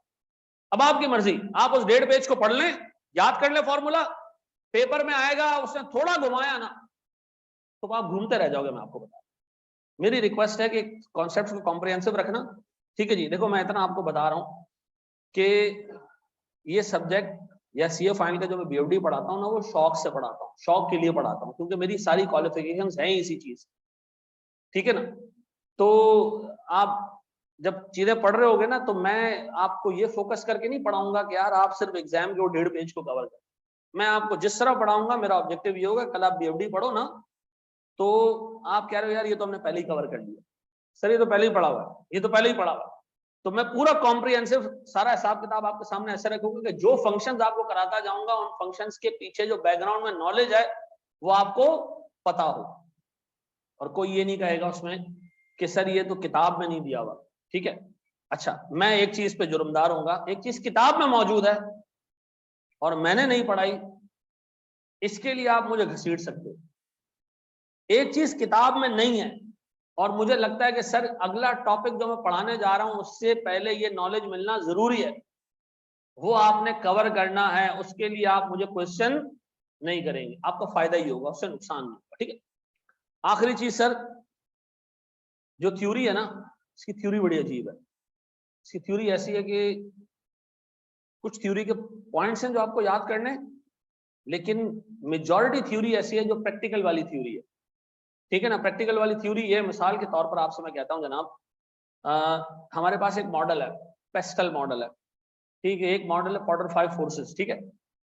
अब आपको ये नहीं कहेगा कि पोर्टर 5 फोर्सेस लिख के दो, नहीं, वो आपसे कहेगा एक कंपनी है पाकिस्तान में पहली दफा गिलगित में अपना ऑफिस बनाना चाह रही है, वो हाइकिंग के जो है वो शूज और इक्विपमेंट बनाना चाह रही है, बताएं उसको क्या पॉलिटिकल फैक्टर्स फेस करने पड़ सकते हैं। अच्छा, आपको सवाल दिया जाएगा 4 लाइन का, ओपन एंड क्वेश्चन होगा। ओपन एंड मतलब समझते हो, आपसे पूछा जाएगा, आप अपनी इज़हार राय करें। सवाल में आपको 1.5, 2 लाइन, 3 लाइन, 4 लाइन का सवाल होगा और उसके ऊपर आपने पूरा कोई 10 पेज, 8 पेज, ये 10 पेज तो मैं ज्यादा बोल रहा हूँ, 3-4 पेज आपको भरने होंगे फैक्टर्स, और फैक्टर हर एक बंदे के हिसाब से क्या होगा, अलग होगा। अच्छा, मिसाल के तौर पर मैं आपसे कहता हूँ, एक पाकिस्तान में एक नई कंपनी आ रही है जो उबर टाइप का एक सेटअप लेकर आ रही है, ठीक है, और उससे पब्लिक ट्रांसपोर्ट में बड़ा बेनिफिट हो जाएगा। तो मुझे पता गवर्नमेंट उसको इंसेंटिव देगी, कुछ टैक्स माफ करेगी, उसका कुछ बेनिफिट देगी, हाँ सर बिल्कुल देगी। तो इस तरह की चीजें होंगी कि आपको अपने पल्ले से सवाल का जवाब देना, ठीक है, सोच के जवाब देना, उसके लिए किताब की चीजें काम नहीं आएंगी। तो उसकी थ्योरी इस तरह की है कि वो प्रैक्टिस के बहुत करीब है। तो जब थ्योरी पढ़ रहे होगे तो मैं बार बार आपको यहाँ यूट्यूब पे वीडियोस दिखा रहा हूँ कि देखो यार ये इस कंपनी पे कैसे अप्लाई हो रही है, देखो पोर्टर 5 फोर्सेस जो है ना एक एयरलाइन पे कैसे अप्लाई हो रहा है, पोर्टर 5 फोर्सेस जो है वो मिसाल के तौर पर एक होटल पे कैसे अप्लाई हो रहा है, पोर्टर 5 फोर्सेस एक चार्टर्ड अकाउंटेंसी फर्म पे कैसे अप्लाई हो रहा है, पोर्टर 5 फोर्सेस एक लीगल लॉ जो लॉयर्स की फर्म है उस पे कैसे अप्लाई हो रहा है। तो ये सारी चीजें आपने थ्योरी को कनेक्ट करना है किससे, प्रैक्टिस से। ये इकोनॉमिक्स वाली थ्योरी नहीं है कि 4 पॉइंट्स यहाँ याद किए, 5 यहाँ याद किए, कहानी खत्म, नहीं। इसकी थ्योरी आपने पेपर में सिनेरियो में लिखनी है जाकर, ठीक है जी। अच्छा जनाब, सर ये कुछ एफर्ट्स मेरी होंगी, कुछ आपकी होंगी, ठीक है, ये तो पक्की होंगी, इस पे हमेशा क्वेश्चन मार्क रहता है, ठीक है जी। और फिर देखते हैं कि क्या होता है। मैं एक छोटी सी चीज आपसे इस प्रेजेंटेशन के इख्तिताम पे आपसे बात कर रहा हूँ। देखो, अभी आप पढ़ कर आ रहे हो कैफ 1, 2, 3, बहुत सारे लोग ऐसे ही होंगे। और नहीं, इससे पहले आपने पढ़ा होगा पीआरसी, दोनों में आपका एक एक्सपीरियंस रहा होगा। आप लोगों ने आखिरी 2 महीने में चीजें उठाई होंगी और लेक्चर काउंट किए होंगे कि 2 महीने में 60 दिन, लेक्चर हैं 120। तो एक दिन में अगर 2 लेक्चर हम पढ़ें तो काम हो जाएगा। फिर 20 दिन आपने और जाया किए होंगे, फिर लेक्चर 120 ही होंगे, दिन 40 रह गए होंगे। फिर आपने सोचा होगा कि 3 लेक्चर पर डे से काम हो जाएगा। फिर 10 दिन के बाद 4 लेक्चर पर डे से काम हो जाएगा। फिर एक पॉइंट आता है, बंदा कहता है अगर मैं 12 घंटे कॉस्टिंग पढ़ूं, डबल की स्पीड पे पढ़ूं तो 6 घंटे में हो जाएगा। तो दिन में 12 लेक्चर में पढ़ सकता हूं, इसका मतलब है 10 दिनों में कॉस्टिंग की तैयारी हो सकती है। यार मैं आपको ऑनेस्टली बताऊं, अब आगे जो पेपर्स है ना 5, 6, 7 और 8, इसमें शायद 7 ऐसा पेपर है कि उसमें आप थोड़ा सा रिलैक्स हो सकते हो क्योंकि उसका कोर्स छोटा है, लेकिन बाकी सारे सब्जेक्ट्स का कॉम्प्रीहेंसिव कोर्स है। आप उसमें इस एटीट्यूड से जाओगे ना तो मैं आपको बताऊं मुश्किल हो जाएगा। खैर कॉस्टिंग में तो जिस तरह का पेपर आया है, मजाक की आई कैप में, ठीक है ना, यकीन करो ईमान उठ गया मेरा कि आइंदा के बाद कॉस्टिंग में वो फेल भी हो सकता है, लेकिन होंगे फेल। कुछ लोगों को ये भी मुश्किल लगा। कॉस्टिंग का एक सवाल था, मेरी कंपोजिट ब्रेक इवन के सवालों में पहली इलस्ट्रेशन होती है, वो उससे पूछा और पेपर के बाद इतना मुश्किल सवाल। मैं कह तुमसे क्या पूछा जाता है। मेरी आपसे रिक्वेस्ट ये रहेगी यार इसको कंसिस्टेंटली लेके चलो। चलो मैं तुम्हें एक छोटा सा फॉर्मूला बताता हूँ, जितना टाइम क्लास में लगाओ ना उसके आधा टाइम आपने घर में लगाना। कितना? आधा टाइम। मैं आपको नहीं कह रहा कि आपने 5 घंटे रोज के देने, 4 घंटे रोज के देने, 2 घंटे रोज के देने, नहीं, जितना टाइम मैं क्लास में लगाऊं उसका आधा टाइम आपने घर पे लगाना, ऐसा। अच्छा, दूसरी चीज ये कि मैं आपको जो है वो थोड़ा सा इस दफा हम पढ़ाने में चीजें चेंज करेंगे। मैं जैसे वैक के सवाल है 130, कितने सवाल है? 130, हमारी किताब में 130 सवाल है। वैक कितने घंटे में हो सकता है पता है? पूरा पूरा वो अगर आपको चीजें आती हैं तो कितने घंटे में पूरा पूरा हो सकता है? गैस करो। 7 से 8 घंटे में पूरे 130 सवाल आप ग्राउंड कर सकते। पेपर का जो सवाल आया था वैक का अभी, वो कितने मिनट का सवाल था? हार्डली 7 से 8 मिनट का। इसका मतलब है इस पेपर में टाइम इतना बड़ा मसला नहीं होता। 15 नंबर के एमसीक्यूज आते हैं, 15 मार्क्स के, ठीक है जी। उसमें आप सारे ट्रू भी मार दो, कुछ तो ट्रू होंगे, हैं? सारे ट्रू मार दो, कुछ तो ट्रू होंगे ना, हैं? FAR 1 में सारे ट्रू थे, 3 बॉल से बाकी ट्रू। चलो देखो, जिसने सारे ट्रू मार दिए होंगे 7 नंबर तो आ ही जाएंगे उसके, है। तो मैं ये बता रहा हूँ कि टाइम का मसला नहीं होगा। 15 मार्क्स ऐसे हैं जिसको सॉल्व करने के लिए आपको 15 मिनट चाहिए होंगे, लेकिन बाकी का एरिया ऐसा है जिसपे इतना टाइम नहीं लगेगा। तो ये याद रखना, ये पेपर आपको ये नहीं फील कराएगा कि लिखने को बहुत कुछ है, टाइम नहीं है। ये आपको हमेशा ये फील कराएगा कि बाकी के टाइम में क्या करूं, ठीक है ना। कुछ के पास ये टाइम बहुत ज्यादा होगा, हर सवाल पढ़ने के बाद उसको लग रहा होगा कि यार मैं तो 15 मिनट में फारिग हो चुका हूँ, आगे देखूं क्या। तो मेरी रिक्वेस्ट ये है कि यार इसमें कॉन्सेप्ट्स क्लियर करना, जो पढ़ा रहा हूँ साथ साथ कवर करते जाना, ताकि जो पूरा फाइनेंशियल एनालिसिस का जो एरिया है वो आपस में कनेक्टेड है, वहां आप जो है वो अपने एंड्स लूज नहीं करना, प्लीज, ये मेरी रिक्वेस्ट है। दूसरा सर ऑनलाइन पढ़े या फिजिकल, इस पे मैं एक ओपिनियन दूंगा एज अ प्रोफेशनल, और फिर एक ओपिनियन दूंगा as a principal of this institute. As a principal of this institute मैं पहले ओपिनियन दे रहा हूँ, फिजिकल पढ़ा करो, क्योंकि उसमें हमारी 4000 में फीस ज्यादा है। फिजिकल आओ बेटा, ऑनलाइन नहीं पढ़ो, फिजिकल आओ, हमें 4000 रुपये ज्यादा दो, ठीक है जी। और तुम लोग आओगे तो मेरा भी मोटिवेशन लेवल ऊपर रहेगा कि क्लास भरी हुई है, ठीक है ना। अब मैं दे रहा हूँ एज अ प्रोफेशनल आपको ओपिनियन, ठीक है ना, ऐसा ओपिनियन जिसमें इंसानियत को देखा गया। मेरे जमाने में अगर ये सीन होता ना, ये ऑनलाइन वाला, मैं कभी जिंदगी में अपने कमरे से भी बाहर नहीं निकलता। सारी चीजें आपको बिस्तर पे ला के दी जा रही है। लैपटॉप खोलो, अपने लेक्चर्स देखो, 2 की स्पीड पे देखो, टीचर क्लास में सवाल देता है, टाइम दे देता है, चलो यार करो, ठीक है जी। अब उसमें कोई बात निकल आती है, किसी ने पॉलिटिकल उस पर बात ले गया कि सर कुछ दवाइयां ऐसी हैं जो मिल ही नहीं रही हैं, यूके में जाके भी नहीं मिल रही हैं। एक बंदा क्या दवाई लेने आया ही नहीं हो, ठीक है ना। तो उसके बारे में आप क्या कहते हैं? पॉलिटिकल स्टेटमेंट चलना शुरू हो जाएंगी। तो मैं ये कहता हूं यार, अगर आप घर में पढ़ सकते हो ना, और आप कंसिस्टेंटली पढ़ सकते हो, आपको पुश करने की जरूरत नहीं है। मतलब आपको ये फील, एहसास है कि यार मेरे माँ बाप का पैसा लगा हुआ है, उनके इमोशंस भी इन्वेस्टेड है मेरे इस क्वालिफिकेशन में, सिर्फ पैसा नहीं लगा हुआ, ठीक है ना। मे भी आप में से कुछ लोग मार्जिनली ऐसे भी होंगे जिनके पेरेंट्स के पास इतना पैसा होगा कि यार कोई मसला नहीं यार, बच्चा फेल भी हो जाए तो लाइफ में हम खड़े हैं उसके साथ। लेकिन याद रखना यार, माँ बाप सिर्फ पैसा इन्वेस्ट नहीं करते हैं, अपने इमोशंस भी इन्वेस्ट करते हैं। यार ये बच्चा कुछ बन जाए ना यार, हमारा भी सर फखर से ऊपर हो, हम जब इस दुनिया से जा रहे हो एक इत्मीनान हो कि यार हमारे बच्चे पीछे रुल नहीं रहे, ठीक है ना। तो अगर कोई बंदा अपने इस माँ बाप के इस एहसास को दिल में रखता है और अपनी एफर्ट्स कंसिस्टेंटली कर सकता है, वो ऑनलाइन पढ़े। और जिसको लगता है नहीं सर, मैं तो सर सुबह उठता भी 5 गालियों के बाद हूँ, लेक्चर सुनना तो छोड़ दें आप, ठीक है जी। वो लेक्चर मैं कैसे सुनूंगा सर, जब तक वो जलील नहीं होगा, रोज गालियां नहीं सुनूंगा तो मैं तो कुछ नहीं पढ़ूंगा। फिर आप फिजिकल आओ, ठीक है ना। अगर आप सेल्फ मोटिवेटेड हो तो आप घर में बैठ के पढ़ सकते हो, वो ज्यादा। देखो मुझे 4,000 रुपए कम मिल रहे हैं, ठीक है जी, और खुदा की कसम इस रूम में जितने एसी हैं सब चल रहे हैं, ठीक है जी। वो कोने में भरा होगा, वहां भी चल रहा होगा, मुझे ओवरहेड्स में कोई सेविंग नहीं है आपको ऑनलाइन भिजवा के। लेकिन मुझे ये फील होता है कि यार ऑनलाइन पढ़ने का फायदा या एडवांटेज ये है कि आप अपनी अपनी टाइम के हिसाब से चीजों को पढ़ सकते हैं। आपको रात को पढ़ने का शौक है, आप रात में पढ़ लें, दिन में पढ़ने का शौक है दिन में पढ़ लें।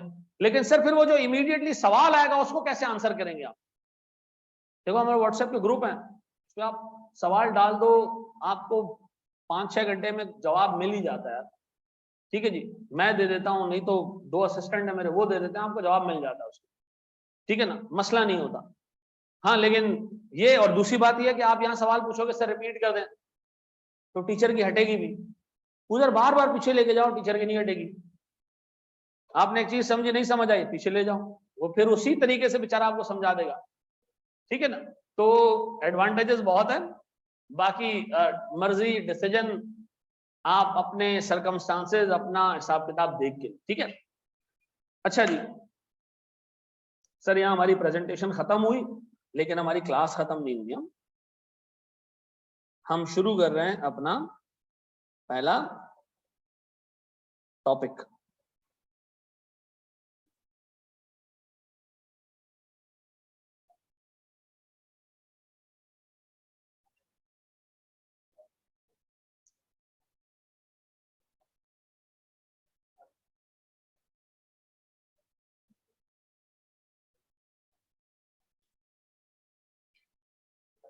सर ये आप हटा क्यों रहे हैं? नहीं हटा रहा, चलो तुम लोग के पास। अच्छा सही से एक चीज और सुनो, एक चीज और सुनो। एमएफए की बुक मैंने आपको बताया कि अभी जो है वो 1 आध दिन में आ जाएगी, ठीक है। अच्छा स्टडी टेक्स्ट, इस पर जरा बात कर लेते हैं। आई कैप की स्टडी टेक्स्ट का एक एक लाइन, कौन सी एक एक लाइन इंपॉर्टेंट है। लास्ट से भी एमसीक्यूज आए, आप अंदाजा लगाओ, मैं पढ़ाता हूं, मैं टीचर हूं। एक एमसीक्यू उससे पूछा कि जी फाइनेंशियल इंडिकेटर्स कौन से, तो मैंने एक इंडिकेटर बता दिया, मैंने कहा यही है भाई। आप यकीन करें बच्चे ने मुझे आगे से रिस्पॉन्स दिया कि सर आपने जो गलत, ये एमसीक्यू का जवाब आपने गलत दिया। मैंने कहा वो क्यों? उसने कहा आप देखिए केयरफुली पढ़े, वो कोइंसिडेंटल इकोनॉमिक इंडिकेटर कह रहा है। ये एक और हेडिंग में आईकैप ने डाला हुआ। अच्छा मैंने बाकी स्टडी टेक्स्ट खोली तो कोइंसिडेंटल इंडिकेटर्स अलग भी दिए हैं उसमें, यानी वो इंडिकेटर्स जो इंडिकेटर्स डायरेक्ट नहीं है, लेकिन इकोनॉमिक प्रोग्रेस होने से ये चीजें भी हो जाती हैं, वो उसने पूछा। अब यार एक चीज याद रखो, उससे जितने भी एमसीक्यूज पूछे किताब की एक एक लाइन से निकाल के पूछे। तो स्टडी टेक्स्ट को आपने पढ़ना है। अच्छा हमने क्या किया, अपनी किताब में स्टडी टेक्स्ट को समराइज करके लिख दिया। आपने चीजें रिकॉल करनी है, अब हमारी किताब से पढ़ना है, ठीक है, चीजें सारी किताब से पढ़नी है, लेकिन स्टडी टेक्स्ट उठा के देखना है कि यार उसमें कोई हेडिंग, कोई चीज ऐसी ना हो जो हमने क्या कर दी हो, मिस कर दी हो। अच्छा ऐसा हो नहीं सकता, लेकिन हम इंसान हैं, गलती हो सकती है। मैंने स्टडी टेक्स्ट, ये तीसरी अटेम्प्ट है, और पूरी कोशिश की है कि कोई लाइन भी उसके अंदर से मिस ना हो। फर्क ये स्टडी टेक्स्ट में वो चैप्टर आपको 15 पेज का मिलेगा, हमारे नोट्स में वो आपको 8 पेज का मिल जाएगा, ठीक है। और उसकी अंग्रेजी थोड़ी सी करेक्ट कर दी हमने, उससे लंबी की है बहुत, हमने उसको क्या किया, रीजनेबल कर दिया। तो टोटल थ्योरी के जो नोट्स हैं वो 60-65 पेजेस के ऊपर, 70 पेजेस के हार्डली होंगे। अगर हम फॉन्ट बड़ा कर दें तो 100 तक चला जाएगा, लेकिन छोटे फॉन्ट में आपको कितने का मिल जाएगा, 60-70 पेजेस टोटल थ्योरी है। बाकी सारा क्या है, प्रैक्टिकल है, ठीक है जी। बुक में सोल्यूशन भी होगा जी, बिल्कुल बुक में सोल्यूशन भी होगा। नहीं, अभी कॉस्टिंग की बुक में भी सॉल्यूशन डाल दिया हमने, आपकी पढ़े आई कैप की, दोनों बता रहा हूँ, इस पे भी बता रहा हूँ। पिछली अटेम्प्ट की आपकी बुक चल जाएगी, अभी मैंने इतनी लंबी चौड़ी कहानी सुनाई, बिल्कुल चल जाएगी किताब, कोई मसले वाली बात नहीं है, उसमें कुछ चीजें ऐड हुई है वो आपको वैसे ही दे दूंगा मैं, ठीक है, सॉफ्ट कॉपी में दे दूंगा। कितना पढ़ाएंगे आप? पूरा पढ़ाऊंगा मैं, ठीक है जी। CAP सारा बता रहा हूँ यार, जो हमारे कॉम ना लॉजिस्टिकल मसाइल में ज्यादा है, कोई ये नहीं पूछ रहा सर इस कोर्स में मतलब जो चीजें हैं वो क्या मतलब बोरियत वाली है, इंटरेस्टिंग है, क्या है, नहीं।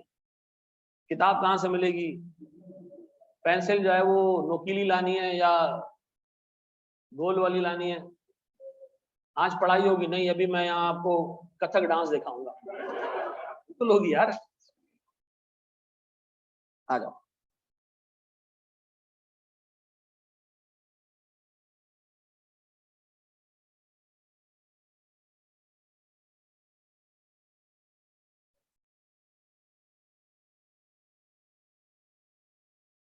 सर हम एक टॉपिक कवर करने जा रहे हैं, weighted average cost of capital, ठीक है जी।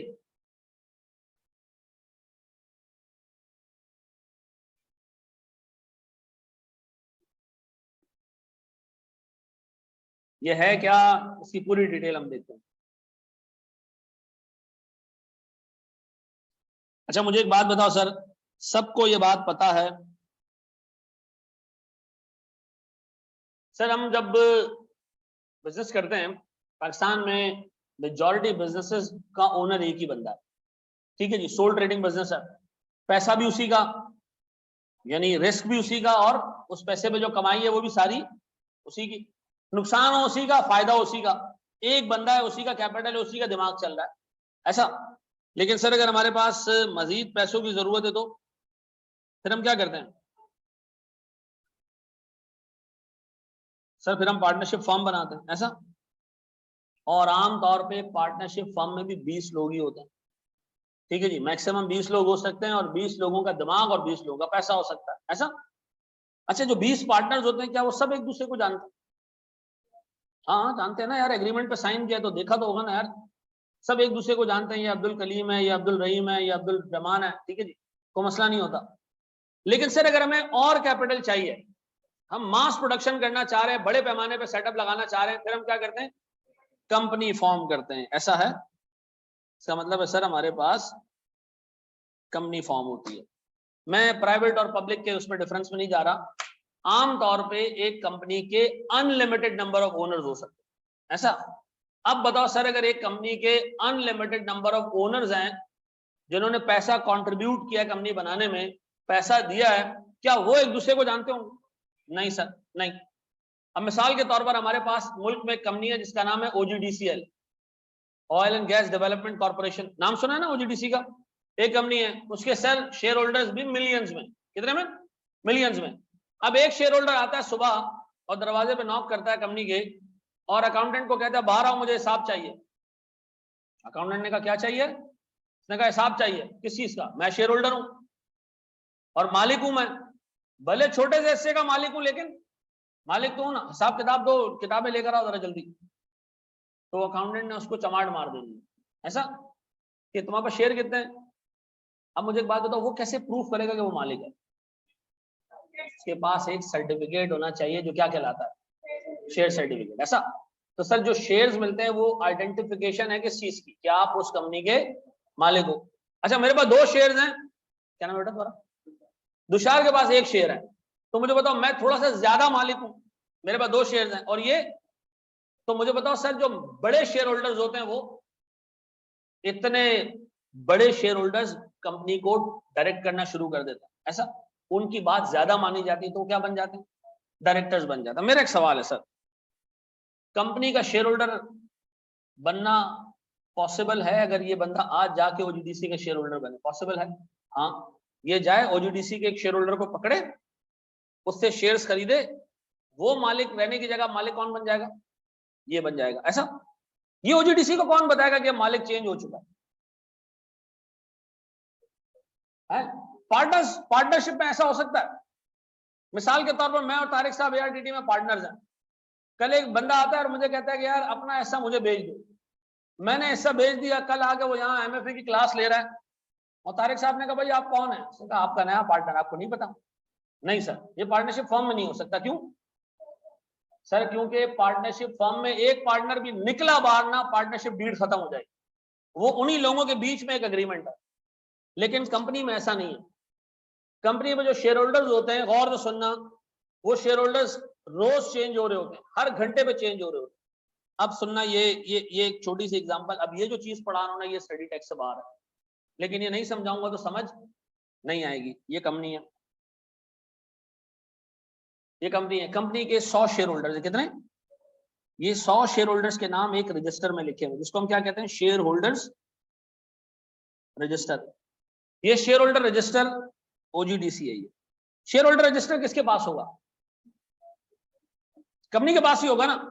नहीं sir, company share holder register किसी और को दे देती है, यार आप मैनेज करो हमारा share holder register. Share holder register manage कर रही है पीडब्ल्यूसी, या जिसको आप कहते हो फर्गसन्स। नाम सुना है? ये तुम्हारा ड्रीम होना चाहिए तो तुमने इस फर्म में जाना है। KPMG, Fergusons, EY. Fergusons manage करती है, एक ऑडिट फर्म है जो क्या मैनेज कर रही है?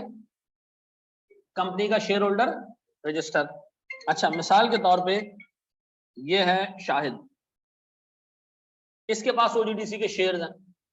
क्या इसका नाम इस रजिस्टर में लिखा होगा? हाँ सर। ये रजिस्टर किसके पास है? फर्गसन्स के पास है। अब शाहिद की जगह आ गया सर अहमद रजा। अहमद रजा ने शाहिद से शेयर्स खरीदे, पैसे दे दिए।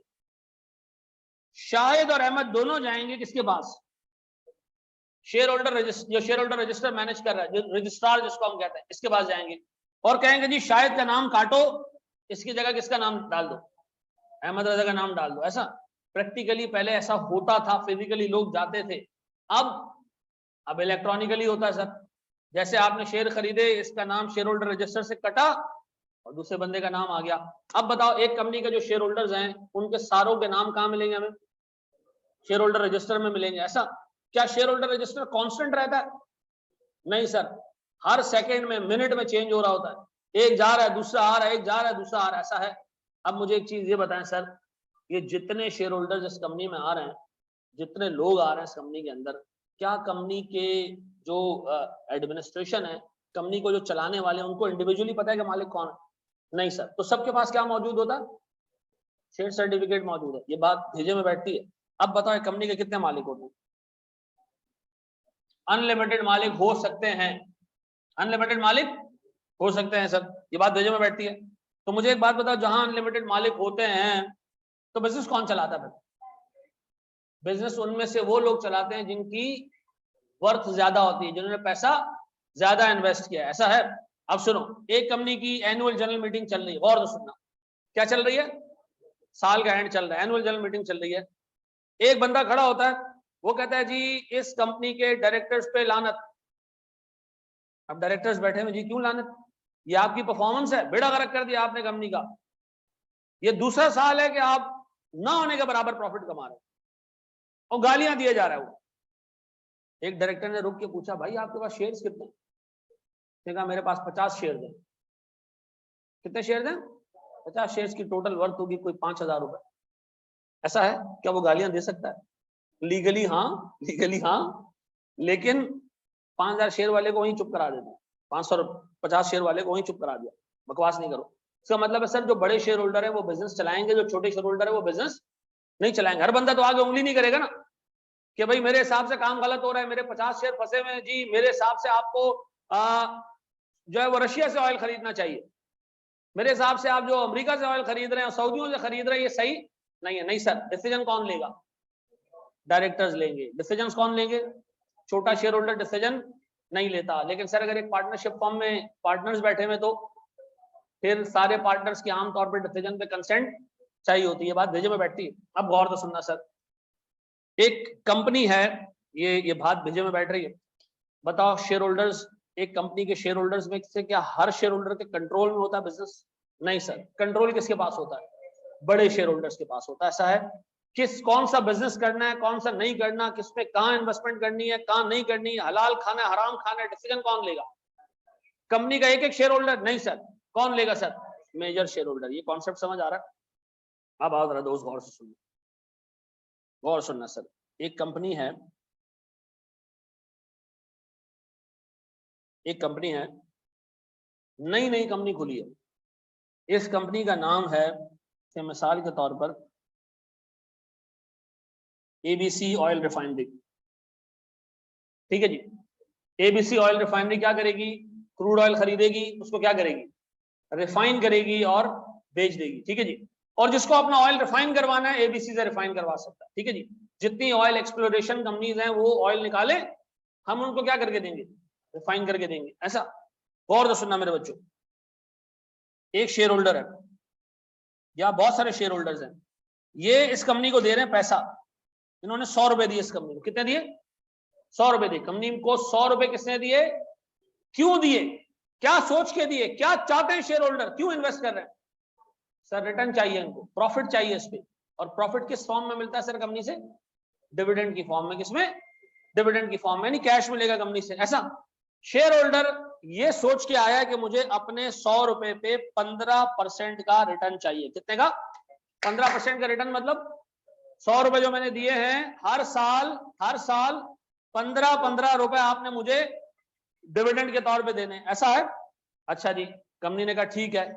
कंपनी ने कहा ठीक है, कंपनी का मतलब जो डायरेक्टर्स बैठे हुए, ठीक है जी, जो डिसीजन मेकर्स बैठे, उन्होंने कहा ठीक है कोई मसला नहीं, 100 रुपए आ गए, हम इंशाल्लाह ताला अपने शेयर होल्डर्स को क्या करेंगे?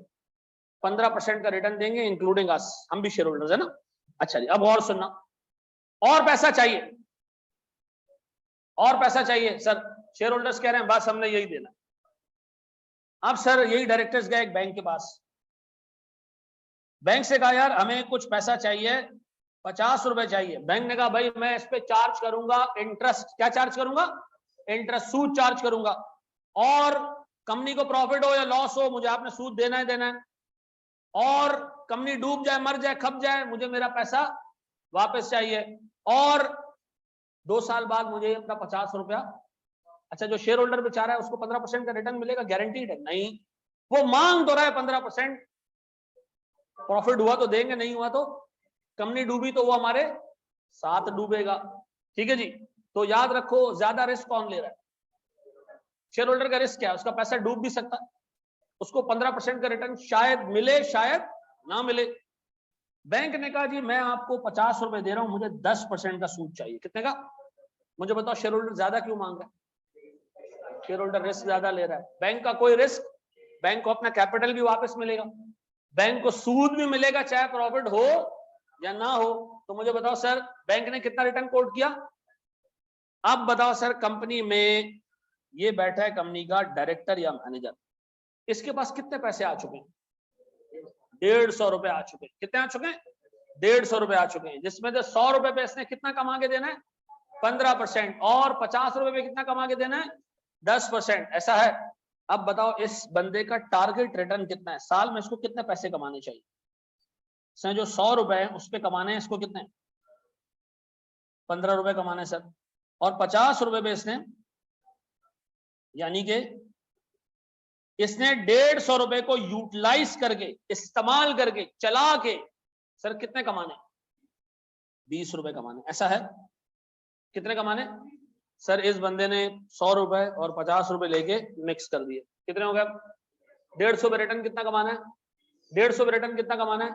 अगर 20 रुपए ये कंपनी कमा पाई, ये डायरेक्टर कमा पाया, तो सर शेयर होल्डर भी खुश रहेगा और बैंक भी खुश रहेगा। ऐसा है?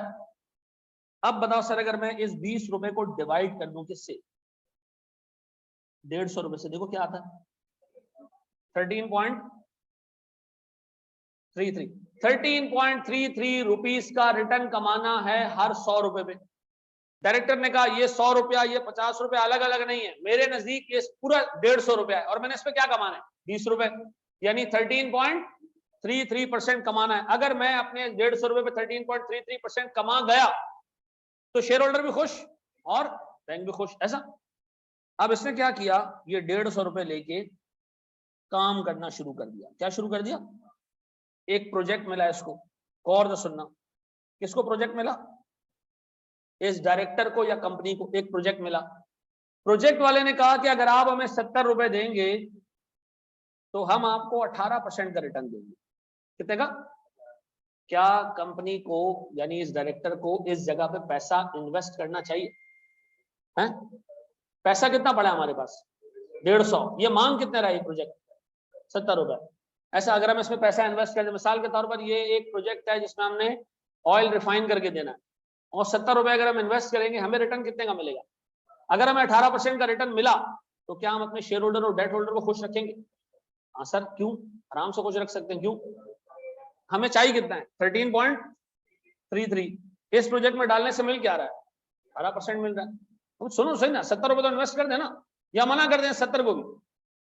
70 रुपए तो इन्वेस्ट कर दो। गौर तो सुनना। फिर एक दूसरा प्रोजेक्ट मिला, उसने कहा जी आप इसमें 50 रुपए डालो, हम आपको 16% का रिटर्न देंगे। इन्वेस्ट करूं? करें इन्वेस्ट। क्यों? क्योंकि 13.33 से ऊपर ही मिल रहा है। ऐसा तो अगर आप इस प्रोजेक्ट में पैसा डालोगे तो आपका शेयर होल्डर भी खुश रहेगा। और अब बताओ सर, एक और प्रोजेक्ट आया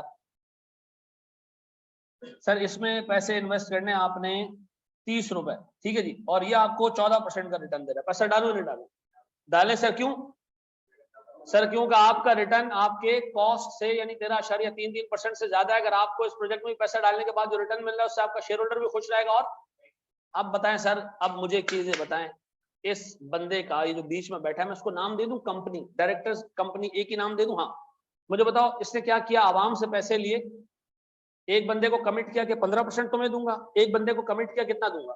10% दूंगा। पैसे कितने आ गए?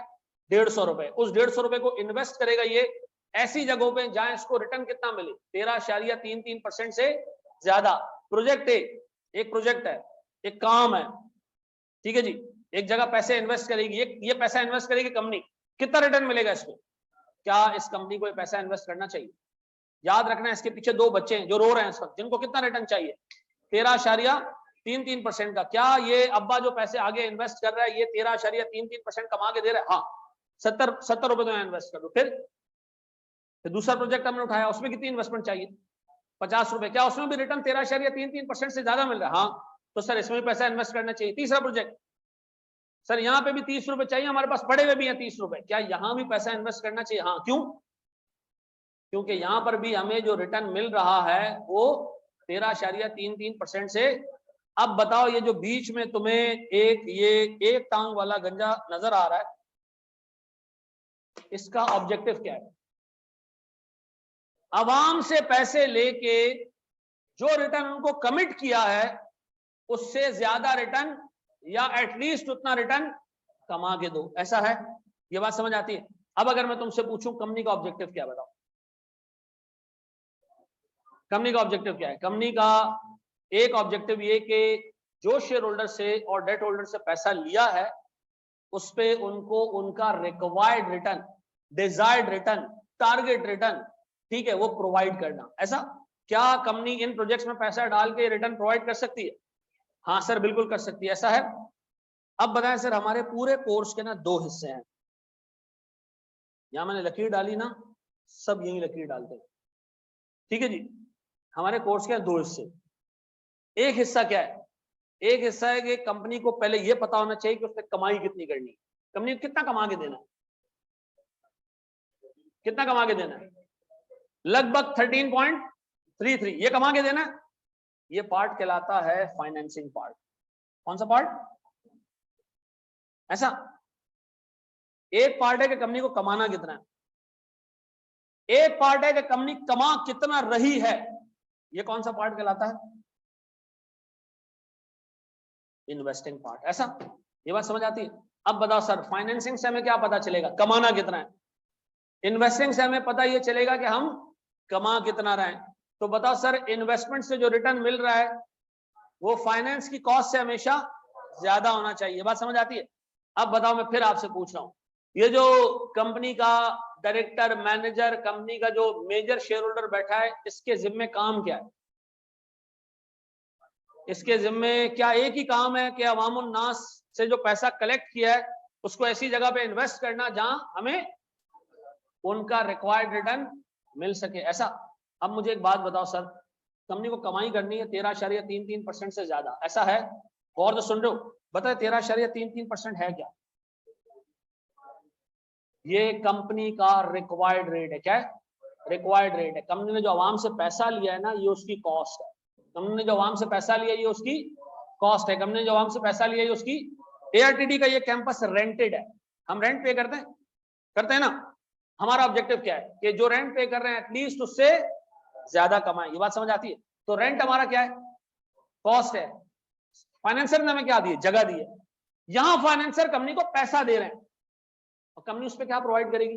रिटर्न प्रोवाइड करेगी। ये मांग कितना रहा है? ये कहलाता है weighted average cost of capital. ये क्या कहलाता है? मैंने आपको एक ब्रीफ सा आइडिया दिया। ऐसा बताओ, हर कंपनी का ऑब्जेक्टिव क्या है? अपना रिक्वायर्ड रिटर्न जो लोगों ने डिमांड किया है, रिक्वायर किया सर, ठीक है जी, डिजायर किया है, वो आपको क्या करना है? प्रोवाइड करना है। ऐसा तो मुझे बताओ, इस मैनेजर का एक रोल तो ये है कि जो पैसा मिला, जितना लोग मांग रहे हैं उससे ज्यादा कमा के देना। ऐसा। अब गौर से सुनो, गौर से सुनो मेरे बच्चों, इस मैनेजर को मैं खड़े होकर जलील कर रहा हूं। एक बैंक था जो तुम्हें 8% पे भी सूद पे पैसा दे सकता था, तुमने गलत किया, 10% पे पैसा ले। ऐसा है? ऐसा हो सकता है ना कि कुछ बैंकों ज्यादा रेट पे सूद दें कुछ। तो मुझे बताओ, इस बंदे को क्या करना चाहिए? ज्यादा रेट पे सूद पे पैसा लेना चाहिए, कम रेट पे लेना चाहिए? कम रेट पे लेना चाहिए। ऐसा। अगर ये लोन का बैंक का रेट 10 की जगह 8% होता तो ये रिक्वायर्ड रिटर्न जो 13.33% का ये और कम हो जाता। ऐसा है? ये और कम हो जाता। तो अब अगर मैं तुम्हें एक ब्रॉडर टर्म में बात करूं तो बताओ कंपनी का ऑब्जेक्टिव क्या है? अपना वैट कम से कम रखना, ऐसे जगहों से पैसे लेकर आना जहां आपको सूद वगैरह रिटर्न वगैरह कम देना पड़े। और दूसरा ऑब्जेक्टिव क्या है? ऐसी जगह पैसा इन्वेस्ट करना जहां रिटर्न ज्यादा से ज्यादा मिले। ऐसा। तो बताओ, हमारे कोर्स में 2 डिसीजन है। पहला डिसीजन क्या है? क्या हुआ भाई? मेरी आवाज आ रही है ऑनलाइन वालों?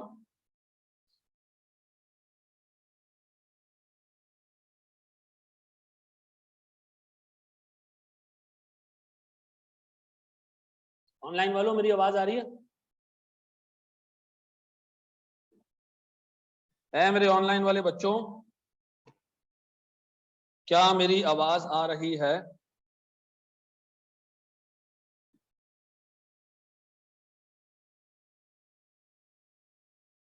ये क्या हुआ भाई?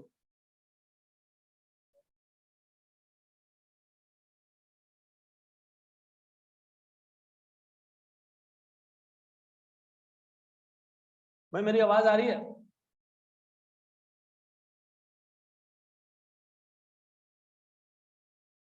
यार इसको जरा बुला के लेके आओगे?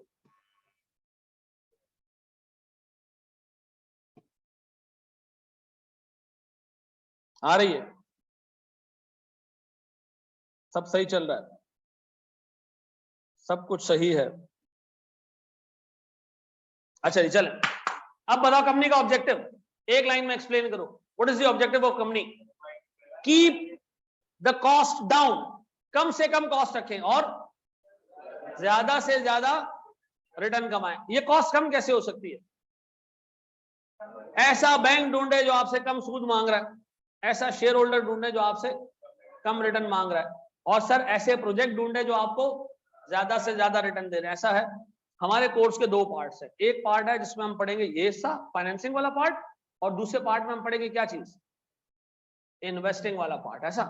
जो आपका 50 मार्क्स का एरिया है वो फाइनेंसिंग वाला है, ठीक है जी। जो आपका 25 मार्क्स का थर्ड एरिया है ना, जिसमें इन्वेस्टमेंट अप्रेजल है, बजटिंग है, वर्किंग कैपिटल मैनेजमेंट है, वो इन्वेस्टिंग पार्ट है। ऐसा। तो हमारे कोर्स के 2 पार्ट्स हैं। हमारा पूरा कोर्स 2 ऑब्जेक्टिव्स पे चलेगा।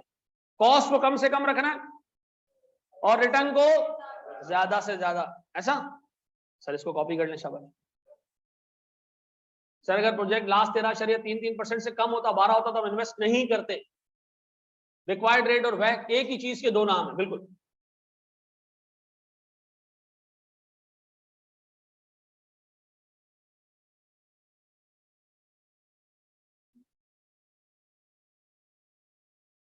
सर जो नोट करना है काइंडली बता दिया करें। ये जो डेट और टाइम लिखा है इसके अलावा सब नोट कर लो। अच्छा भाई एक चीज और सुनो, जितनी क्लासेस हुआ करेंगी PDF आपको मिल जाया करेगा। मेरा बोर्ड पे ना पढ़ाने का सबसे बड़ा रीजन यही है कि जो क्लास वर्क होता है वो गुम जाता है, ठीक है जी। ये आपको मिल तो जाएगा, लेकिन इसका एक नुकसान भी बहुत बड़ा है। नुकसान बहुत बड़ा ये कि एक सुस्ती आप में पैदा हो जाएगी कि यार कौन लिखे अब यार, वैसे ही मिल जाएगा। तो याद रखना, अपने हाथ की लिखी हुई चीज हमेशा याद रहती है, क्योंकि आपके सारे सेंसेस यूज हो रहे होते हैं उससे। आपकी आंखें भी देख रही होती है कि आप लिख क्या रहे हो, ठीक है जी, आपका दिमाग भी चल रहा होता है, कान भी चल रहे होते हैं, और हाथ भी चल रहे होते हैं, और सब कुछ चल रहा होता है।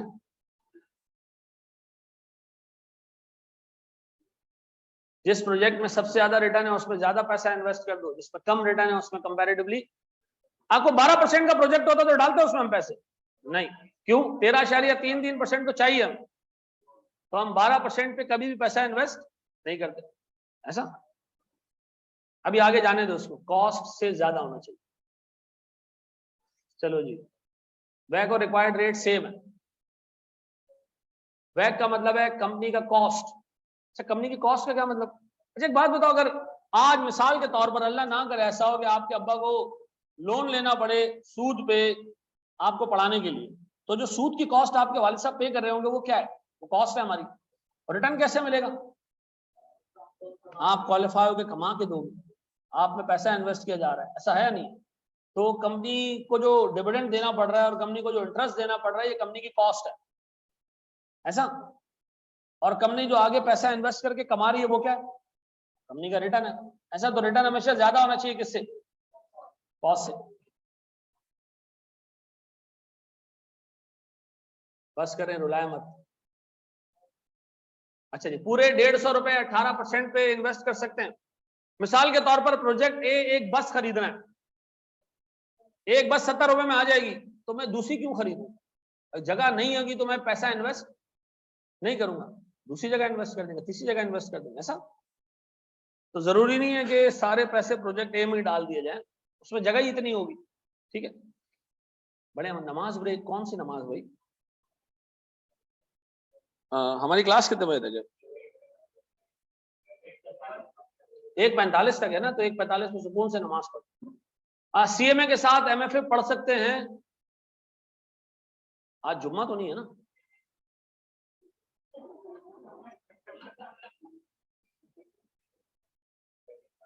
है?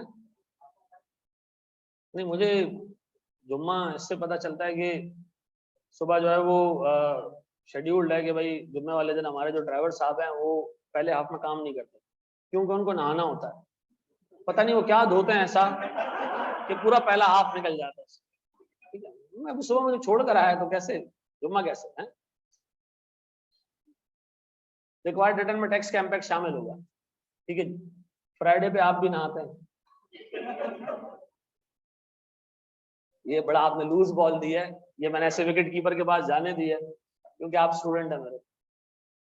ठीक है जी, बच्चे ने पूछा कि एमएफए और कॉस्टिंग साथ पढ़ सकते हैं। देखो, बेहतर ये कि आप पहले कॉस्टिंग पढ़ लो फिर एमएफए पढ़ो, लेकिन अगर आप एक दफा कॉस्टिंग पढ़ चुके हो फिर आप एमएफए पढ़ सकते हो, कोई टेंशन वाली बात नहीं, क्योंकि एमएफए में बहुत सारी चीजें ऐसी आएंगी जो नंबर्स होंगे, तो एक दफा फेमिलियर हो जाओ थोड़ा सा।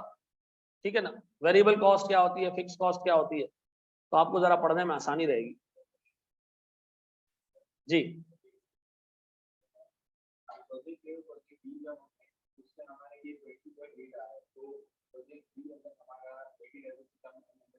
नहीं करना चाहिए, फिर भी नहीं करना चाहिए। मुझे एक बात बताओ सर, मेरे पास 150 रुपए हैं, मैंने 120 रुपए ऐसी जगह इस्तेमाल कर ले जहां अच्छा रिटर्न मिल गया, तो बाकी का मैं जला दूं? नहीं ना, बाकी के लिए भी मैं क्या करूं? अच्छी जगह इन्वेस्ट करने की कोशिश करूं, और अगर नहीं हो रहा इन्वेस्ट, नहीं मिल रहा पैसा, तो इनको वापस कर दें पैसा कि सॉरी हम इस पैसे पे आपको आपका रिक्वायर्ड रिटर्न नहीं दे सकते। ठीक है जी, ये आगे आके हमने पढ़ना है कि सर जब रिटर्न नहीं मिल रहा और रिक्वायर्ड रिटर्न, तो हमारे वे आउट्स क्या है। ठीक है, तो हमने वो हम कहते हैं डिविडेंड आउट ऑफ कैपिटल दे देना, इस तरह की चीजें आगे आ रही हैं सर। जी,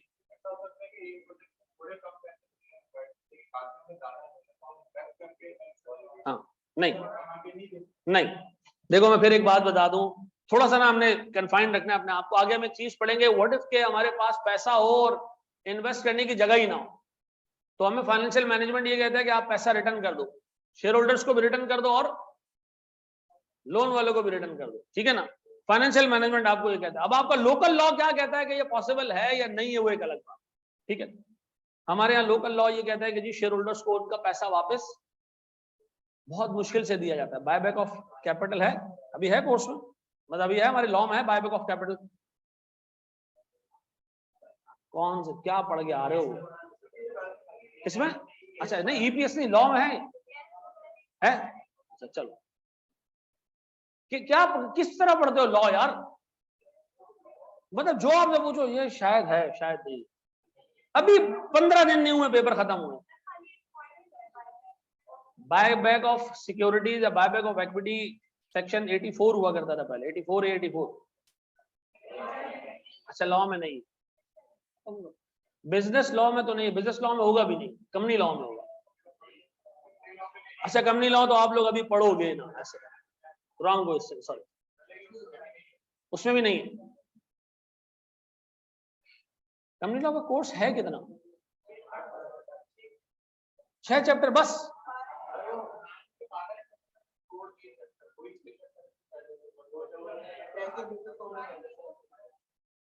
चलो यार, नहीं मैं अभी मैं लाहौर गया हुआ था, तो वहां इन सारे टीचर से मुलाकात हुई, जितने भी माशाल्लाह लाहौर में पढ़ाने वाले दोस्त हैं सारे, सबसे मुलाकात हुई। और मैं बैठ के ये असेस कर रहा था कि कितने घंटे कौन क्या पढ़ाता है, बातें चल रही थी। अब मैं चुप करके बैठा हुआ था, एक हजरत दूसरे को कह रहे हैं कि कंपनी लॉ तो 70 क्लासेस में हो गया, 1 घंटे की 70 क्लासेस।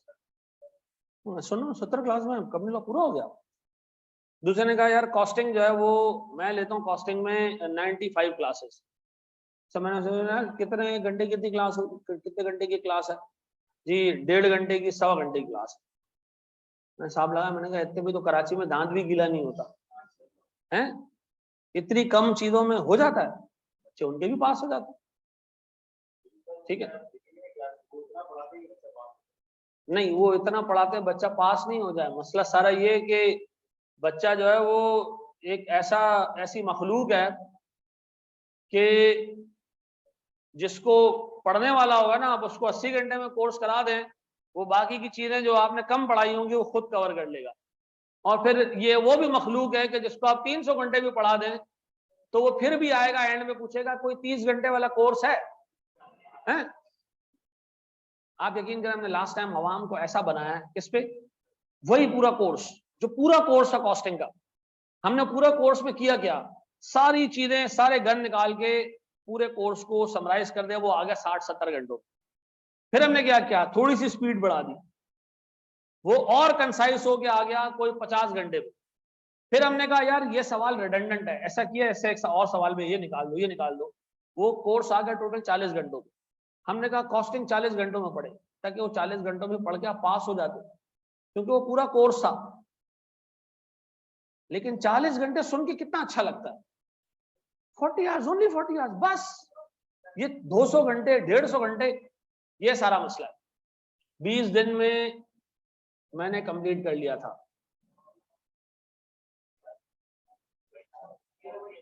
उसने कहा मैंने कंप्लीट किया था, पेपर पास करने की बात नहीं की उसने, ठीक है ना। चलो जी, एक सवाल आगे लेके चलते हैं सर। अब मुझे एक बात बताएं sir,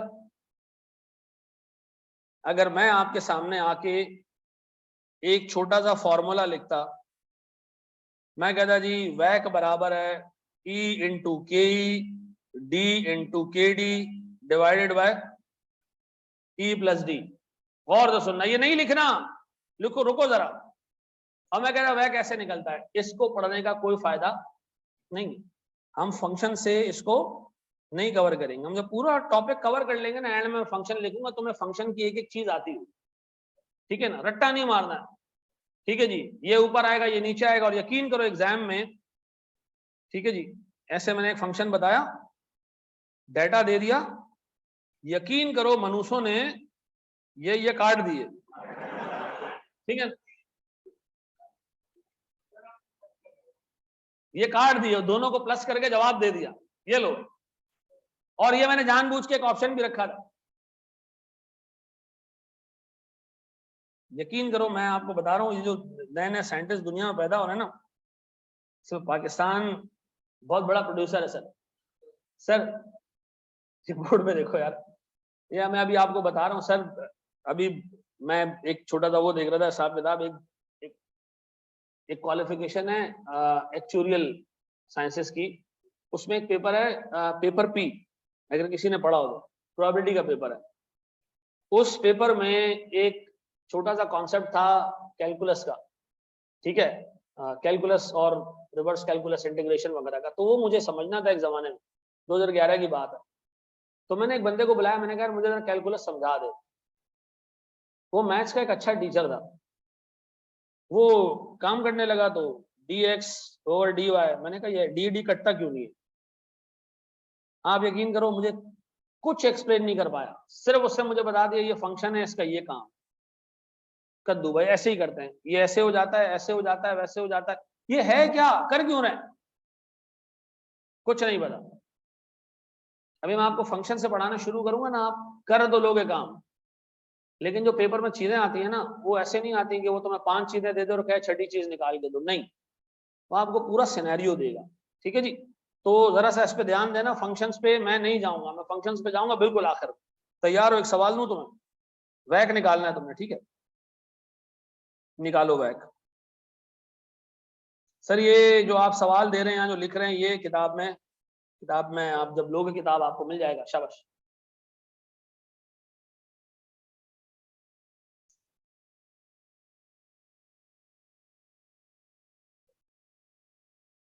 D over D exam D काट दिया।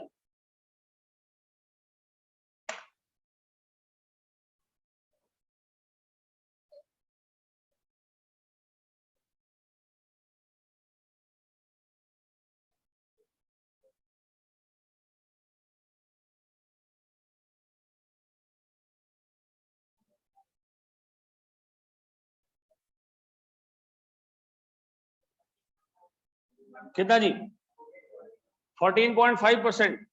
और कंपनी को ऐसे सारे प्रोजेक्ट्स में पैसा डालना चाहिए जो 13% का रिटर्न दे रहे हो। नहीं सर क्या हो गया सर, 14.5% कमाना है तो कम से कम इससे ज्यादा होना चाहिए, इतना तो होना ही चाहिए। कैसे निकाला आपने सर? आपने रखा सर 45,000, आपने कहा इस पैसे पे कमाना है कितना, और 15,000 रुपये कमाना है कितना, और ये कमाई करनी है हमने टोटल 60,000 रुपयों को। तो बताएं क्या आ रहा है बैक? 14.5%। हर दफा एक सवाल पूछा जाता है, सर इसको ऐसे बना सकते हैं, ऐसे टेबल में? ये ना सवालात अल्लाह के वास्ते, अब इस तरह का कोई सवाल नहीं पूछना, ये फजूल सवालात हैं। ऐसे टेबल में बना सकते हैं सर? ऐसे टेबल में अगर बना लेंगे तो सर एग्जामिनर को अच्छा नहीं लगेगा। हाँ बेटा, उसने सवाल का सोल्यूशन देखने के बाद आपको फोन करना है कि मेरी बेटी से शादी कर लो। पेपर देना है भाई, इस तरह बनाओ उस तरह बनाओ, एक ही बात है। कितना आता है ये? और ये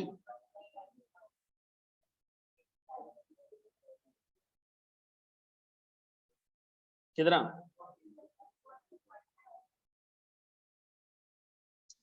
अच्छा जी, ऐसा है जी।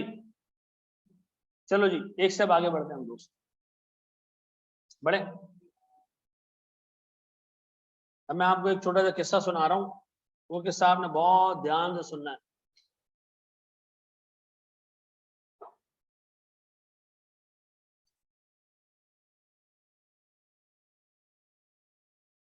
इसी तरह पढ़ा है बेटा, नमाज पढ़ते हैं बस, नमाज इंशाल्लाह ताला बस हम 5 से 6 मिनट में क्लास ऑफ करेंगे। यहाँ देख लो दोस्त,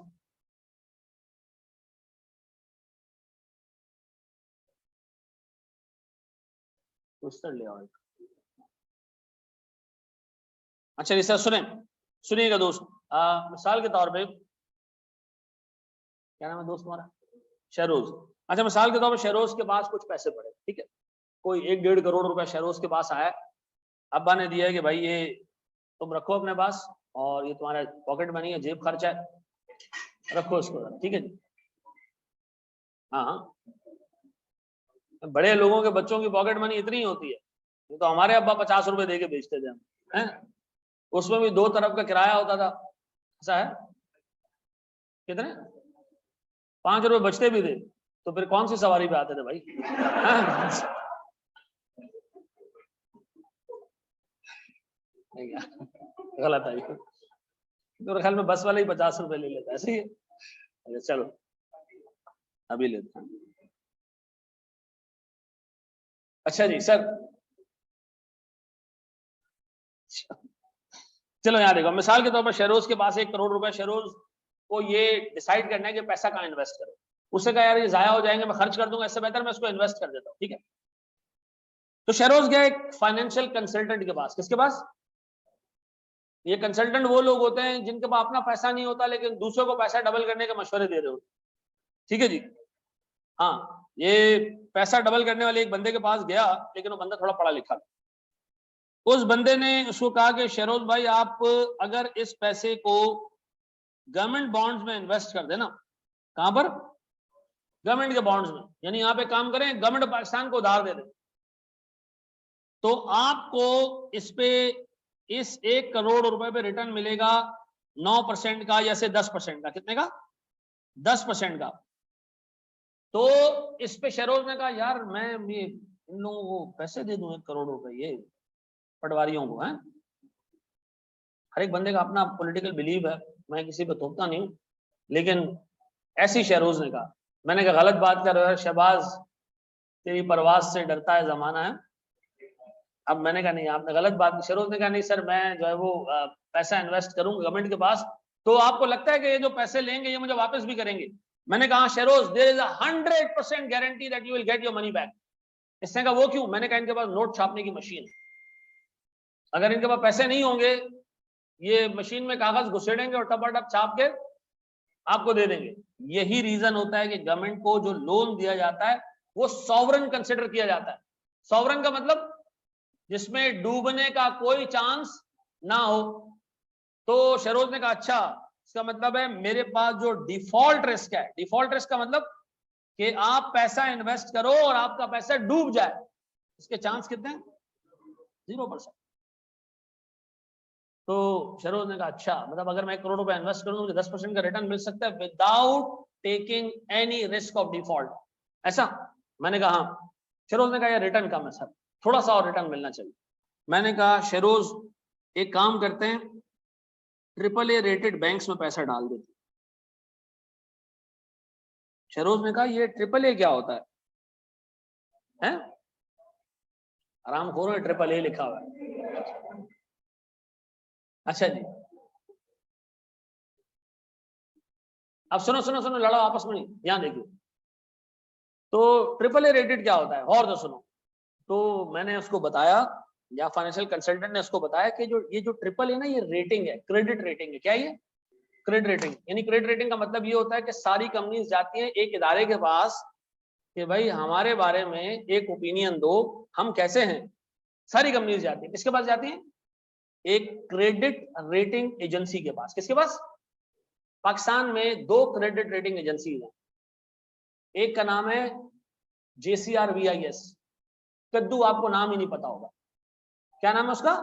JCRVIS, ठीक है, आप कभी इंटरनेट पर सर्च कर लेना आपको मिल जाएगा, लिख लो अपने पास JCRVIS। ये कोई जो है वो जापानीज कंसल्टेंट का एक ग्रुप है। अच्छा, फिर दूसरा हमारे पास पाकरा, ठीक है जी, पाकरा। ये 2 कंपनीज हैं जो क्या करती हैं, लोगों की क्रेडिट रेटिंग करती हैं। ARTT को अपनी क्रेडिट रेटिंग करवानी है, ARTT को ये मालूम करवाना है कि ARTT कितना अच्छा इंस्टीट्यूट है, ARTT को पैसा देना चाहिए या नहीं। किसके पास जाएं? हम जाएंगे सर पाकरा के पास और हम कहेंगे जी हमारी इवैल्यूएशन करें और हमें एक रेटिंग दे दें। तो पाकरा ने कहा AAA का मतलब as good as government, 0% default risk, ठीक है जी। अगर किसी कंपनी को पाकरा ने रेटिंग दे दी AAA की, इसका मतलब क्या है? इसके बाद पैसा इन्वेस्ट करो, डूबने का चांस ही नहीं, ऐसा? डूबने का चांस ना होने के बराबर, 0%, ऐसा? अब बताओ सर क्या हर कंपनी पे ये लाजमी है कि वो क्रेडिट रेटिंग करवाए? हाँ, क्योंकि आप क्रेडिट रेटिंग के बगैर बैंक लोन नहीं ले सकते। बैंक आपकी वैल्यूएशन नहीं करता, कौन करता है? क्रेडिट रेटिंग कंपनीज करती हैं, और उसकी रिपोर्ट आपके लिए इनफ होती है ये प्रूफ करने के लिए कि आप एक अच्छा इदारा हो या नहीं हो। अच्छा, इसका रिटर्न है 10.5%। तो इसने कहा यार ये 0.5% मिल के भी कोई फायदा नहीं है। अच्छा, ये याद रखना AAA सबसे बेस्ट है, तो इससे कम क्या होगा? AA। ऐसा डबल ए के साथ प्लस लगाओ तो इसका मतलब है करंटली डबल ए है लेकिन अभी ट्रिपल ए पे जाने वाला है। ऐसा डबल ए न्यूट्रल पता नहीं अभी ऊपर जाएगा या डबल ए माइनस है तो डबल ए में, लेकिन इसका अगला मूव कहाँ है? नीचे की तरफ। ये क्रेडिट रेटिंग एजेंसीज जो हैं वो पाकिस्तान के ऑलमोस्ट कोई 600-650 कंपनीज की क्रेडिट रेटिंग करती है और इनकी डिटेल रिपोर्ट इनकी वेबसाइट्स पे पड़ी हुई होती है, कोई भी उठा के देख सकता है। आज आप मालूम करना चाहते हो कि बैंक अल-फलाह की रेटिंग क्या है, आप जाओ JCR BIS या पाकरा दोनों में से किसी एक से इन्होंने रेटिंग करवाई होगी, आप उठा के चेक कर सकते हो। ठीक है जी। अब गौर सुनना, इस बंदे ने कहा जनाब मुझे और अच्छी जगह बताएं, थोड़ा और रिटर्न चाहिए। तो बैंक इस बंदे ने कहा कि आप एक काम करें, आप BBB रेटेड इन्वेस्टमेंट्स में पैसा डाल दें, BBB रेटेड बैंक्स में पैसा डाल दें, ये आपको 12% का रिटर्न देंगे, लेकिन there is a chance of 2%, 2 to 3% कि आपका पैसा क्या हो जाएगा। ये बताओ रिटर्न बढ़ क्यों रहा है? आप जितना रिस्क ले रहे हो उतना रिटर्न बढ़ रहा है। ऐसा ऐसा है सर? शेरोज ने कहा यार थोड़ा और। आप एक काम करें, आप जंक बॉन्ड्स में पैसा इन्वेस्ट कर दें। ठीक है जी। ऐसे लोगों को उधार दे दें, ऐसी कंपनीज को उधार दे दें जो मशहूर है कि पैसा खा के भाग जाती है। ठीक है जी। ये आपको रिटर्न देंगे इंशाल्लाह 16%, लेकिन आपका 8 से 10% इंशाल्लाह ताला मजबूत किस्म की जो है वो ठुकाई हो आपकी, आप आइंदा पैसा इन्वेस्ट ना करो, इसका चांस है 8 से 10%। फिर उसने कहा यार 8 से 10% पे भी अगर 16% का रिटर्न है sir, I am not interested, थोड़ा और मिलना चाहिए। अब और तो सुनना, अब इसको ये बताया गया बैंक अल-फलाह AA+ है। अच्छा वेरी गुड यार, चलो एक बच्चे ने कंफर्म भी कर दिया। इक्विटी जो है वो, इक्विटी का मतलब किसी कंपनी के शेयर्स खरीद लो, क्या कर लो, इस पे तुम्हें रिटर्न मिल जाएगा 20 से 40% का, लेकिन इंशाल्लाह ताला आपके डूबने के चांसेस भी 50% प्लस होंगे। ऐसा मुझे बताओ, इस टेबल को देख के आपको क्या नजर आता है कि एक इन्वेस्टर जितना ज्यादा रिटर्न डिमांड करता है उसको उतना ज्यादा रिस्क फेस करना पड़ता है, और दूसरे अल्फाजों में एक इन्वेस्टर जितना ज्यादा रिस्क फेस करता है उसके लिए वो उतना ज्यादा रिटर्न भी डिमांड करता है। सबसे ज्यादा रिटर्न किस सेक्टर में मिलता है, किस उसमें मिलता है? किसी कंपनी के शेयर्स खरीदने में। बाकी किसी कंपनी के बॉन्ड्स खरीदो, पैसा बैंक में रखो, इसमें हमेशा रिटर्न क्या होगा? कम होगा। सबसे कम रिटर्न, सबसे कम रिस्क किसमें? गवर्नमेंट बॉन्ड्स में। ऐसा गवर्नमेंट बॉन्ड्स पे रिटर्न कितना है? कितना रिटर्न है सर? हम इसको कहते हैं रिस्क फ्री रिटर्न। क्या कहते हैं? नाम सुने ना, शुगर फ्री मिठाइयां, उसमें शुगर नहीं होता। ये क्या है जनाब? Risk free return. ऐसा है, ये बात समझ आई? अब एक बात बताओ, ऊपर आओ, ऊपर आओ, ऊपर आओ। ये जो बैंक था इसने कंपनी को 10% पे पैसा दिया, ये जो शेयर होल्डर था इसने 15% पे पैसा दिया। क्यों? क्योंकि बैंक जो पैसा कंपनी को दे रहा था वो सूद पे दे रहा था, उसका रिस्क क्या था? कम था, और शेयर होल्डर जो पैसा दे रहा है उसका पैसा डूब भी सकता है। ठीक है जी, इसलिए उसका रिटर्न क्या है? अब बताओ, इस पूरे एनालिसिस का क्या क्रक्स आपने पढ़ा कि सबसे कम रिस्क किसमें होता है? गवर्नमेंट बॉन्ड्स में। किसमें? गवर्नमेंट बॉन्ड्स में। जब आप गवर्नमेंट को पैसा दोगे क्या होगा? 100% सिक्योरिटी के डिफॉल्ट। लेकिन सर बड़ी अमेजिंग बात आपको बताऊं, आप अभी ऑडिट पे जाओगे ना, आपको नजर आएगा कि गवर्नमेंट ऑफ पाकिस्तान से 90 मिलियन रुपए लेने, गलती से एडवांस दे देता, वापस ही नहीं मिल रहा। भी आप ऑडिट पे जाओगे, 7-8 साल हो गए पैसे ही नहीं मिले। आप कहोगे इसके अगेंस्ट क्या बुक करो? बैड डेट्स का प्रोविजन। आपको जवाब आगे से क्या मिलेगा? नहीं भाई नहीं, इसके अगेंस्ट बैड डेट्स बुक नहीं होता। क्यों? क्योंकि गवर्नमेंट में पैसा इन्वेस्ट करने के बाद ये हो ही नहीं सकता कि पैसा वापस, देर से मिलेगा लेकिन मिलेगा जरूर। ऐसा है? तो मुझे बता, सबसे कम रिस्क किसमें? गवर्नमेंट बॉन्ड्स में। सबसे ज्यादा रिस्क किसमें? इक्विटी सिक्योरिटीज में। ऐसा है, और इन दो एक्सट्रीम्स के बीच में बहुत सारी चीजें। ठीक है जी, ये मैंने आपको बहुत लिमिटेड चीजें बताई, इन दो एक्सट्रीम्स के बीच में लाइन लगी हुई है चीजों, लेकिन हमारे कोर्स के हिसाब से हमें सिर्फ 3 एस्पेक्ट्स पढ़ने, लोएस्ट रिस्क, हाईएस्ट रिस्क, और इन बिटवीन जो है उसको हम एक नाम दे देते हैं। ठीक है जी, कि वो हमारा मॉडरेट रिस्क वाली इन्वेस्टमेंट। ऐसा? अब बताओ लोएस्ट रिस्क की इन्वेस्टमेंट कौन सी है? Government bonds. हाईएस्ट रिस्क की इन्वेस्टमेंट कौन सी है? इक्विटी। और सर मॉडरेट रिस्क में बाकी सारी चीजें आ जाती है। ट्रिपल ए का मतलब क्या है? As good as government bonds. ऐसा डबल ए प्लस है डबल ए पे और मूव करेगा किसकी तरफ? डबल ए न्यूट्रल, पता नहीं है ऊपर जाए नीचे जाए, अभी अभी अंदाजा नहीं लगाया जा सकता। डबल ए माइनस, ऐसा है सर। बस हमने आज जो पढ़ा, आज की क्लास जैसे आज अभी खत्म हुई, शाम को 8 सवा 8 बजे तक आपके पास एक ग्रुप पे लिंक आएगा, उसमें 5 MCQs होंगे। जितनी हमने चीजें क्लास में आज कवर की हैं वो सारी उन 5 MCQs में क्या होंगी? टेस्ट होंगी। इसके बाद हम अगली क्लास पे जाएंगे, उसके बाद अगली क्लास पे जाएंगे। हर क्लास के एंड पे मैं आपको 5-6 MCQs दिया करूंगा, जिसमें पुराने सारे कॉन्सेप्ट्स क्या हो रहे होंगे? रिवाइज हो रहे होंगे। ठीक है जी। ट्रिपल बी का मतलब एक ऐसी इन्वेस्टमेंट है जो बहुत ज्यादा रिस्की भी नहीं है लेकिन बहुत कम रिस्की भी नहीं है।